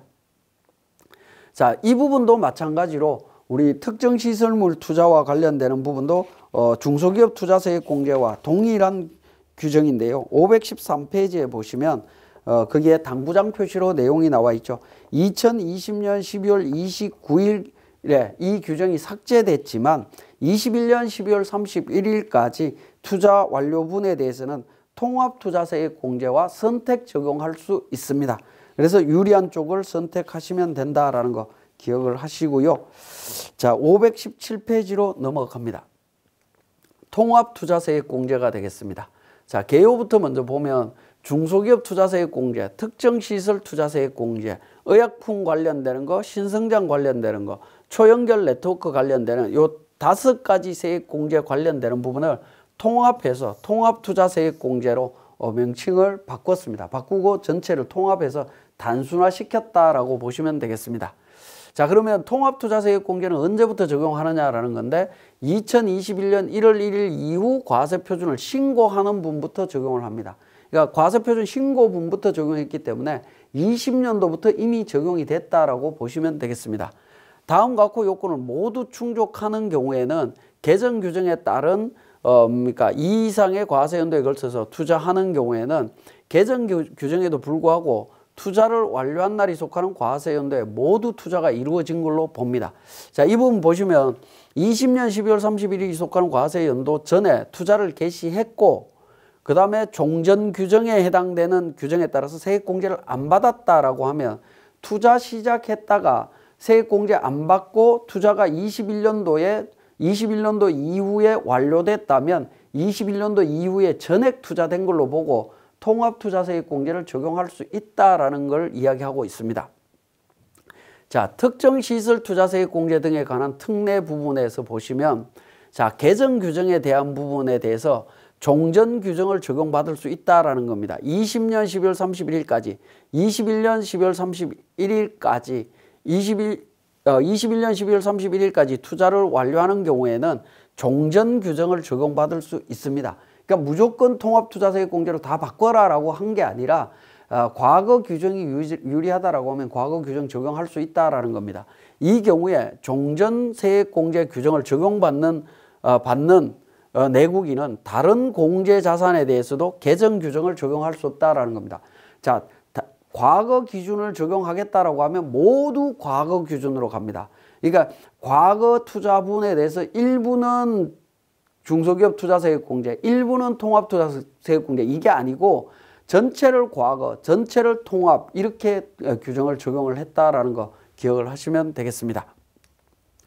자, 통합투자세액공제의 적용 대상 법인을 보면 다음의 업종을 제외한 사업을 경영하는 내공이다라고 해서 소비성 서비스업과 부동산 임대 공급업을 뺀 나머지 업종 전부 다 들어갑니다. 그러니까 중소기업이든 중견기업이든 대기업이든 상관없다라는 겁니다. 소비성 서비스업과 부동산 임대 공급업만 제외하시면 됩니다. 자, 공제 대상 자산은 기계장치 등 사업용 유형자산, 기타 사업용 유형자산과 무형자산, 연구시험 직업 훈련 에너지 전략 환경 보전 관련되는 부분 또는 이제 근로복지 복지 정진 등의 목적으로 사용되는 사업용 자산, 운수업을 경영하는 자가 사업에 사용하는 차량 운반구 뭐 이런 부분들이 전부 적용이 된다라는 겁니다. 여기에서도 마찬가지로 중고품이나 금융 리스를 제외한 리스에 의한 투자는 제외하도록 되어 있습니다. 그래서 금융 리스 투자는 세액공제가 가능하지만 운용 리스 등에 해당되는 부분은 세액공제가 적용되지 않는다라는 겁니다. 자, 이렇게 이제 공제 대상 자산을 이렇게 나열을 해놨습니다. 나열을 해놨는데, 자, 공제 대상 자산에서 제외되는 건축물 등은 어떻게 되느냐? 앞에 자산에 보시면 건축물이라든가 이런 부분들은 없습니다. 없고, 그 다음에 차량 운반구가 이렇게 규정이 되어 있는데 이런 차량 운반구에 대해서 전체 다 할 거냐 하는 부분들인데, 자, 이런 부분들을 보시면 공제 대상 자산에서 제외되는 건축물의 범위가 딱 정해져 있습니다. 차량 운반구, 공구, 기구, 비품, 선박, 항공기, 그 다음에 건축물 관련되는 부분, 이 부분들은 전부 공제 대상에서 제외되도록 되어 있습니다. 근데 이렇게 제외한다라고 했는데 요거를 뺀 나머지 자산들은 전부 다 공제가 된다라고 보시면 되겠습니다.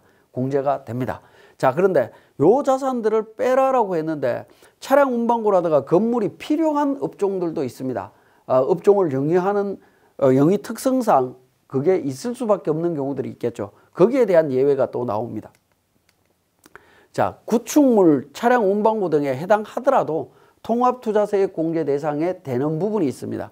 종전 특정 시설 투자세액 공제 대상이 됐던 자산, 연구인력 개발시설이라든가 이런 자산들은 해줍니다. 안전시설 마찬가지고요. 그 다음에 업종별 특성을 감안해서 사업의 필수적인 자산, 건설업을 운영하는 경우에 굴삭기나 덤프트럭 뭐 이런 건설 기계 장비들이 있겠죠. 건설 기계 장비가 차량 운반구로 들어갈 수도 있습니다. 차량 운반구로 들어가 있다라고 해서 그냥 이거 감면에 세액공제 대상 자산에서 제외한다. 요건 조금 문제가 있다라는 거죠. 그래서 지방세법에서 이야기하는 건설 기계 장비에 해당이 되는 경우에는 감면 대상 자산으로 포함을 시켜주고 있습니다. 자, 그 다음에 도소매나 물류산업의 경우에 보관 창고 시설, 운반용 화물 자동차 같은 경우 있죠. 보관 창고 시설 같은 경우에 이 부분에 대해서도 적용을 해준다라는 겁니다. 왜냐하면 물류 시설 같은 경우에는 창고 건물이나 물류 관련되는 건물이 있어야 되죠. 그 부분을 안 해준다라고 하면 문제가 좀 있다라는 겁니다. 그죠? 그 다음에 관광진흥법에 따라 등록한 관광숙박업 등과 관련되는 부분은 숙박시설과 관련되는 내용들이 있어야 되겠죠. 그런 부분에 적용을 받을 수가 있습니다. 자, 그 다음에 운수업을 주된 사업으로 하는 중소기업인 경우에 차량이나 운반구, 그 다음에 선박 관련되는 거, 이건 당연히 들어가야 되는 부분입니다. 그죠? 그 다음에 중소기업이 사업에 직접 사용하는 소프트웨어 프로그램 구입한 것도 투자세액공제를 적용받을 수가 있습니다. 그렇지만 인사, 회계, 문서 작성, 기본 운영체제 등 일반 사무나 지원용은 제외하도록 되어 있습니다. 요 내용을 제외한 나머지 프로그램들은 가능하다라고 보시면 되겠습니다. 자, 세액공제액은 기본공제금액에다가 추가공제금액을 더하도록 되어 있는데요. 자, 기본공제금액은 해당 과세 연도의 투자금액에다가 중소기업, 중견기업, 일반기업으로 해서 하는데 중소기업에 대한 부분만 제가 말씀을 드리면 일반 투자, 중소기업 10%입니다. 신성장 사업 12%고요. 국가전략기술과 관련되는 부분 16%입니다. 국가전략기술과 관련되는 부분은 2021년도 연말에 법이 개정이 되면서 도입이 된 부분으로 이해를 하시면 되겠습니다. 어쨌든 일반적으로 가장 많은 중소기업 10%입니다. 자, 중소기업 투자세액공제라든가 특정시설물 투자세액공제라든가 이런 때에는 중소기업인 경우에도 감면율이 달랐었죠. 달랐는데 여기에서는 감면율을 그냥 통일을 시켰습니다. 그냥 중소기업은 10%입니다. 자, 추가공제 부분을 한번 살펴보면 추가공제는 해당 과세 연도의 투자 금액이 해당 과세 연도 직전 3년간 연평균 투자 금액이 있을 겁니다. 그 금액을 초과하는 금액에 대해서 3%를 공제를 해줍니다. 3%를 공제를 해주는데 국가전략기술 사업화 시설 같은 경우에는 4%까지 적용을 받을 수 있습니다. 자, 이렇게 적용이 되는데 추가 공제가 3% 내지 4% 적용한 게 너무 과다하면 문제가 있겠죠. 그래서 금액을 기본공제 금액의 2배까지 가능한 걸로 적용을 했습니다. 자, 그러면 중소기업 기준으로 따지면 최대 몇 %까지 되냐면 기본 10%에다가 자, 2배까지 가능하기 때문에 20% 가능하죠. 그래서 최대 30%까지 중소기업은 적용이 가능하다라고 보시면 되겠습니다. 자, 그 다음에 해당 과세연도 직전 3년간 평균 투자액이 나와야 되기 때문에 사업체를 운영하신 분들은 최소 3년 이상이 지나야만이 이 규정을 추가 공제 금액을 적용할 수 있습니다. 공제세액의 추가 납부미 이자 상당 가산액은 투자 완료 후에 5년 이내에 다른 목적으로 전용할 때는 이자 상당액하고 세액 부분을 추가하도록 되어 있습니다. 자, 이때는 5년 이내라고 되어 있는데 규정을 좀 더 찾아보시면 기본 2년입니다. 2년 이내로 되어 있고요. 사후관리는 2년으로 되어 있습니다. 기본은. 그래서 최대 5년 안에 사례별로 규정이 되어 있습니다. 이거는 더 확인을 해보셔야 되겠습니다.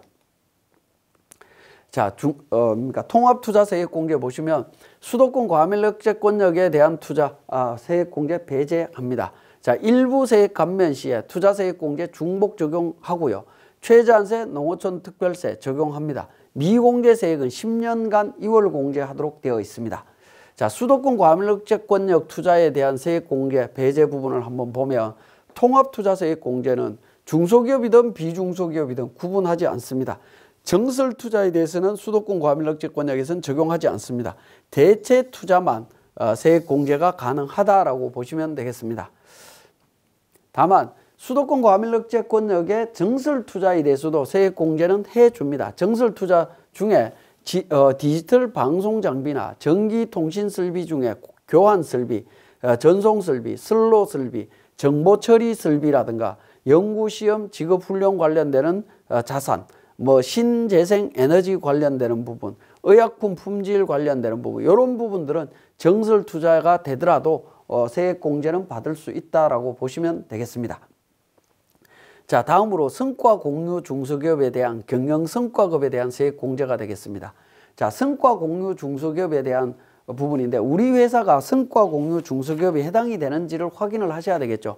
자, 성과급 지급을 서면으로 약정하고 근로자에게 지급하는 성과급 제도를 운영하는 기업들, 그 다음에 중소기업이나 청년 근로자, 핵심 인력에 대한 성과 보상 사업에 가입한 업체들, 이게 이제 내일 채용 공제 관련되는 부분 가입한 업체들입니다.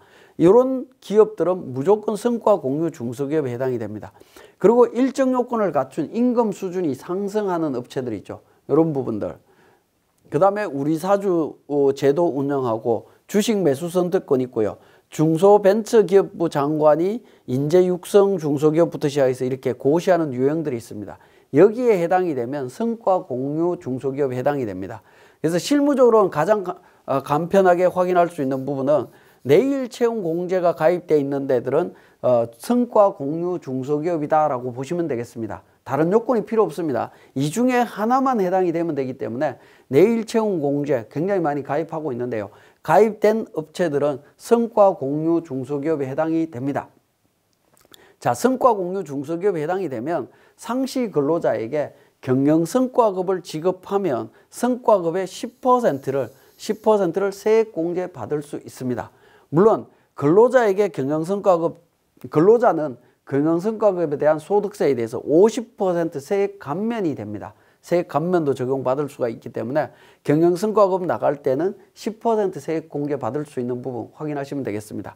자, 여기서 상시 근로자에 대한 범위, 제가 앞의 시간에 상시 근로자에 대한 개념 다 설명을 드렸습니다. 자, 근로기준법에 따라 근로계약을 체결한 내국인인데 내국인 중에서 근로자 다음의 사람들은 제외하도록 되어 있습니다. 고용을 정대시킨 기업에 대한 세액공제 적용이 제외되는 근로자는 제외하도록 되어 있습니다. 그 다음에 해당 과세 기간에 총 금액이 7천만 원을 초과하는 근로자는 제외하도록 되어 있습니다. 자, 이런 근로자들은 빼고 계산을 한다라는 거고요. 자, 경영성과급의 범위가 되겠습니다. 자, 경영성과급은 중소기업 인력 지원 특별법 시행령 26조의 2의 1항 1호에 따른 성과급이어야 되고 영업이익이 있어야 됩니다. 자, 이 두 가지 조건을 갖춰 갖고 성과급을 지급하면 세액공제를 받을 수가 있습니다. 근데 세액공제가 배제되는 경우도 있습니다. 이거는 뭐냐면 해당 과세연도의 상시 근로자 수가 직전 과세연도의 상시 근로자 수보다 감소하게 되면 배제합니다. 그래서 근로자가 증가하거나 유지가 돼야 된다라는 겁니다. 최소한 유지가 되는 경우에만 적용이 됩니다. 자, 기타 사항입니다. 최저한세 적용이 되고요. 미공제세액 10년간 2월 공제됩니다. 중복지원 배제 규정이 따로 없기 때문에 다른 세액공제 감면과 중복 적용이 다 됩니다. 농어촌 특별세 적용이 된다라고 보시면 되겠습니다. 자, 성과공유 중소기업 확인서 받아야 되느냐라는 건데 원래 신청하실 때 성과공유 중소기업 확인서를 발급을 받아야 됩니다. 그렇지만 미발급 받은 경우에도 요건만 갖춰져 있고 사후에 발급을 받으면 세액공제 받을 수 있습니다. 세액공제 대상 중소기업은 중소기업 기본법상의 중소기업을 의미합니다. 제가 중소기업 판단과 관련해서 설명드릴 때 기준이 중소기업 기본법과 조세특례제한법 두 가지가 있다고 말씀을 드렸을 겁니다. 어떤 법에 따라서 판단을 하는지를 확인해 보셔야 될 것 같습니다. 자, 그 다음에 성과공유 약정 시에 중소기업에 해당이 됐습니다. 그런데 성과급을 실제 지급할 때 중소기업이 아니었다라는 거죠. 이런 경우에는 세액공제 적용받을 수 있느냐라는 건데 세액공제 가능하다라고 예규가 나와 있습니다. 자, 경력단절 여성 고용기업에 대한 세액공제 정리해 보겠습니다. 자, 공제 대상은 중소기업과 중견기업이 되겠고요. 공제세액은 고용한 경력단절 여성 인건비에 2년간 인건비의 30%를 세액공제해 줍니다. 물론 퇴직소득은 제외합니다. 그래서 30% 세액공제이기 때문에 엄청나게 이 부분도 큰 혜택이라고 보시면 되겠습니다. 자, 경력단절 여성이 어떤 사람들이냐라는 부분인데요. 동일한 업종의 기업에서 1년 이상 근무한 후에 결혼, 임신, 출산, 육아, 자녀 교육의 사유로 퇴직한 경우를 말합니다. 자, 이때 동일한 업종이라고 하는 부분은 업종 판단은 표준산업분류로 갑니다. 제가 세액공제 감면 이런 부분 이야기하면서 업종에 대한 부분 이야기할 때마다 표준산업분류 이야기하고 있습니다. 그래서 여러분들은 반드시 표준산업분류를 확인하셔야 됩니다. 표준산업분류상의 중분류를 의미합니다. 우리가 표준산업분류에서는 5단계가 있다라고 했죠. 대, 중, 소, 세, 세세 분류에서 5단계가 있는데 이 5단계 중에 두 번째까지 같으면 경력단절 여성으로 들어갑니다. 과거에는 경력단절 여성이라고 할 때 우리 회사에서 퇴사했던 직원이 다른 요건 다 갖춰서 우리 회사로 재입사했을 때만 인정이 됐습니다. 그렇지만 지금은 다른 회사로 가도 된다라고 보시면 됩니다. 요걸 이제 우리 세무법인이나 이런 쪽을 기준으로 말씀을 드리면 세무법인에 근무하던 직원이 다른 세무법인에 근무하던 직원이 우리 회사에 들어오더라도 우리 세무법인에 들어오더라도 세액공제 대상이다라는 거고요. 변호사 사무실에 근무하던 직원도 우리 쪽에 입사를 하더라도 다른 요건만 갖춰지면 경력단절 여성으로 인정을 받을 수 있다라는 겁니다. 그래서 지금은 경력단절 여성의 범위가 넓어졌기 때문에 굉장히 많이 적용될 수 있을 걸로 보여집니다. 퇴직한 날부터 3년 이상 15년 미만의 기간이 지났어야 됩니다. 그러니까 다른 회사에서 퇴사하자마자 바로 오면 안 되고요. 바로 오면 안 되고 3년은 지나야 됩니다. 최소 3년 이상 15년 안에 다시 입사를 하면 적용이 된다. 최대 주주나 최대 출자자나 그와 특수관계가 아니어야 됩니다. 요 요건들만 갖춰지면 경력단절 여성으로 인정이 됩니다. 자, 경력단절 여성의 사유 중에 퇴직 사유가 있는데요. 퇴직 사유를 구체적으로 보면 결혼, 임신, 출산, 육아, 자녀 교육의 사유인데 퇴직한 날로부터 1년 이내에 혼인한 경우, 그 다음에 퇴직한 날로부터 2년 이내에 임신하거나 난임 시술을 받았거나 퇴직 당시에 임신 상태였거나 퇴직일 당시 8세 이하의 자녀가 있거나 퇴직일 당시 초, 중 등 교육법에 따른 학교에 재학 중인 자녀가 있을 때 자녀 교육 때문에 퇴사를 했다라고 하면 그때는 적용받을 수가 있다라는 겁니다. 이런 사유로 퇴직을 하고 3년이 지난 다음에 다시 입사를 하면 이때는 경력단절 여성으로 인정받을 수 있습니다. 육아휴직 복귀자에 대한 인건비 세액 공제 관련되는 부분입니다. 대상자는 남성 근로자고요. 중소기업, 중견기업의 육아휴직 복귀자를 기준으로 합니다. 자, 육아휴직 복귀자 자녀 1명당 한 차례씩 적용받을 수가 있습니다. 세액 공제 금액은 1년간 인건비에 대해서 30% 세액 공제해 줍니다. 중견기업은 15% 적용해 줍니다. 자, 사후관리는 1년 내 근로관계가 종료될 때 세액 상당액을 납부하도록 하고 있습니다. 과거에는 이자 상당액도 추가로 납부했었어야 되는데 최근에 이제 법이 개정이 되면서 고용과 관련되는 부분에 있어서 세액공제 적용받는 부분은 대부분 세액공제 사후관리를 하더라도 이자 상당액에 대한 부분은 대부분 삭제됐다라고 보시면 될 것 같습니다. 자, 최저한세나 농특세 적용 대상이다라는 거 보시면 되겠고요. 자, 그래서 경력단절 여성과 육아휴직 복귀자에 대한 부분을 비교를 해보면 남녀에 따른 공제 여부에서 경력단절 여성은 여성만 됩니다. 제목에서 여성이라고 했기 때문에요. 그 다음에 육아휴직 복귀자는 남녀 모두 적용이 된다라는 거고요. 세액 공제율은 인건비의 30%, 중견기업은 15%, 둘 다 똑같습니다. 근데 적용기간은 경력단절 여성은 2년이고요. 육아휴직 복귀자는 1년입니다. 자, 상시 근로자 수 증가 여부에 상관없이 경력단절 여성은 적용을 해줍니다. 그런데 육아휴직 복귀자는 감소하게 되면 고용이 감소하게 되면 세액공제가 배제된다라고 보시면 되겠습니다. 자, 그 다음에 근로관계 종료 시에 세액공제 추징 여부가 되겠습니다. 경력단절 여성은 사후관리가 없습니다. 무조건 적용해 줍니다. 육아휴직 복귀자에 대해서는 1년 내에 근로관계 종료되게 되면 세액공제를 세액공제를 추징하도록 되어 있습니다. 공제액을 추징한다라는 겁니다. 자, 지금까지 설명드린 내용을 우리 세무사랑 프로에서 다시 한번 정리하겠습니다. 자, 우리 투자세액 공제와 각종 세액 공제에 대한 부분 설명을 드렸는데 제가 우리 레시피 교재에 관련되는 사례를 별도로 만들어 놓지는 않았습니다. 자, 그 부분을 우리 프로그램을 통해서 간단하게 말씀을 드리면 법인 조정의 공제 감면 쪽에 가시게 되면 우리 세액 공제 조정 명세서가 있습니다. 이 3번 부분이 있는데요. 이 부분에서 이제 적용을 하는 부분이 되겠습니다. 자, 보시면 중소기업 투자세액 공제나 통합투자세액 공제를 적용하기 위해서는 먼저 공제감면세액 로마 숫자 3번에 나와 있는 투자자산 명세서가 있습니다. 투자자산 명세서를 먼저 작성을 하시면 되겠습니다. 공제 대상인 자산에 대해서 적용을 하시면 됩니다. 자, 예를 들어서 지금은 우리 통합투자세액 공제를 적용한다라고 가정을 하죠. 그래서 13번을 선택을 했습니다. 자, 투자자산에 대한 소재지, 예를 들어서 뭐 강남구다라고 가정을 하겠습니다. 강남구 서초동이다.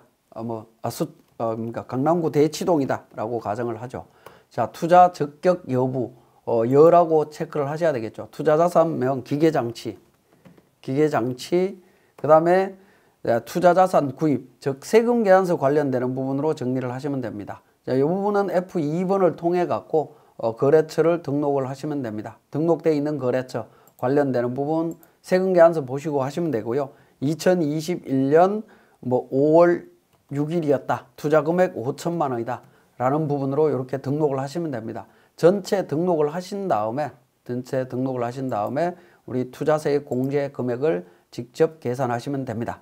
공제감면세액 조정에 로마 숫자 2번에 보시면 통합투자세액 공제 신청서가 있습니다. 자, 이 신청서 작성합니다. 자, 우리는 그러니까 신청 자체가 어떻게 되죠? 자, 2개 이상 과세 연도에 걸쳐서 이루어지는 투자 금액 2개 이상이 아니다라는 거죠. 그러면 여기엔 적용하실 필요는 없습니다. 2개 이상, 이 과세 연도 이상 적용이 될 때는 작업 진행률이라든가 이런 부분들을 계산을 해야 됩니다. 근데 제가 예를 들었던 부분은 그 부분은 아니기 때문에 무시하시면 되겠고요. 그 다음에 이제 나번으로 바로 넘어가시면 되겠습니다. 2번으로 가서 투자세액 공제로 들어가시면 됩니다. 자, 그래서 보시면 그 외의 투자 금액이죠. 그 외의 투자 금액과 관련해서 우리 신성장 사업이 아니면 5천만 원 앞에서 제가 입력을 했습니다. 그죠? 5천만 원 공제 대상이고요. 공제율은 중소기업은 10%로 보시면 됩니다. 그 다음에 추가 금액은 당해 연도에 5천만 원이고, 예를 들어서 5천만 원 투자를 했고요. 그죠? 5천만 원 투자했고 3년간 투자한 금액, 예를 들어서 한번 넣어 보겠습니다. 직전 1년 전에는 1,000만 원이었고 2년 전에도 1,500만 원이었고 3년 전에도 1,000만 원 투자를 했었다라고 하면 평균 투자 금액이 나옵니다. 그리고 해당 연도 월수 12개월이고요. 그러면 평균 금액이 나오죠. 이 금액을 확인 버튼을 누르게 되면 이 금액을 초과한 금액에 대해서 3% 적용을 해줍니다. 그죠? 3% 적용한 금액하고 기본 공제 금액하고 2배 금액 비교해서 작은 금액을 적용하도록 되어 있습니다. 자, 그렇게 해서 615만 원 투자세액 공제 금액 확인하실 수가 있습니다. 자, 이렇게 통합투자세액 공제 확인이 됐다라고 하면 저장하시고요. 우리 세액공제 조정 명세서에 와서 기본적으로 F12 불러오기를 통해서 작성을 하시면 되겠습니다. 자, 작성하시게 되면 우리 세액공제 두 번째 탭으로 가셔서 하단 부분에 보시면 통합투자세액공제 관련되는 부분이 원래는 이제 F12에서 반영을 하게 되면 자동으로 반영이 되도록 되어 있습니다. 그런데 아직 업데이트 관계 때문에 아직 반영이 안 되는 것 같습니다. 이 부분은 만약에 혹시라도 반영이 안 되면 관련되는 세액을 직접 입력하시면 되겠습니다. 자동으로 반영이 될 걸로 보여집니다. 자, 그렇게 이해를 하시면 되겠고요. 자, 그 다음에 이제 우리 성과 공유 중소기업에 대한 경영성과급에 대한 세액 공제 관련되는 부분이 있었죠. 자, 그 부분도 여기에 나와 있습니다. 공제 감면 세액 조정 로마 숫자 2번에 성과 공유 중소기업에 대한 부분 나옵니다. 자, 여기에서 이제 작성을 하시면 되겠습니다. 자, 경영성과급 계산해서 인별로 다 적용을 하시면 되겠고요. 그 다음에 상시 근로자 수가 감소했는지 증가했는지 하는 부분 나옵니다. 요 상시 근로자 수와 관련되는 부분은 뒤에서 또 설명을 드리겠습니다만은 우리 공제 감면 쪽에 보시면 로마 숫자 3번에 고용 현황표라고 있습니다. 근로자 고용 현황표. 요걸 참고하셔서 작성을 하시면 되겠습니다. 자, 작성하신 다음에 고용이 감소하지 않았다라고 하면 경영성과급에 대해서 적용을 하시면 됩니다. 자, 그렇게 적용하시면 되겠고요. 자, 그 다음에 우리 경력 단절 여성에 대한 세액 공제 부분입니다. 공제 감면 세액 조정 계산서 로마 숫자 3번에 경력 단절 여성 고용기업에 대한 세액 공제 관련되는 부분이 있습니다. 자, F12 불러오기를 통해서 회사 정보 반영하시고요. 자, 우리 직원들 중에 박경력이라고 하는 직원인데 경력 단절 여성입니다. 그래서 종전 근무 기간 1년 이상이냐 확인하시고 그 다음에 퇴사 사유 관련해서 적용 여부를 확인하시면 되겠습니다. 그리고 우리 기업의 최대 주주, 최대 출자자와 친족 관계에 있느냐라는 건데 아니다라는 거죠. 관계 없다라는 겁니다. 그리고 퇴직한 날부터 3년 이상 15년 미만 기간 내에 입사한 거냐라는 건데 종전 입사일, 퇴사일, 그러니까 종전 근무지에 대한 퇴직소득 원천징수 영수증을 발급받아 보시는 게 한 가지 방법이 되겠습니다. 그러면 12년도부터 15년도까지 그러니까 퇴직 일자를 확인하실 수가 있겠죠. 그리고 우리 회사에 입사한 날, 입사한 기준을 적용을 하시면 됩니다. 그리고 퇴직한 날로부터 3년 이상 15년 미만 기간 내에 재입사한 거냐라는 겁니다. 15년도부터 3년 내에 우리 회사에 재입사한 거냐라는 부분이죠. 제가 예를 들었는데 이 부분은 3년이 지났죠. 그죠? 15년도부터 3년이면 18년 12월 20일부터 15년 동안 따지시면 됩니다. 그죠?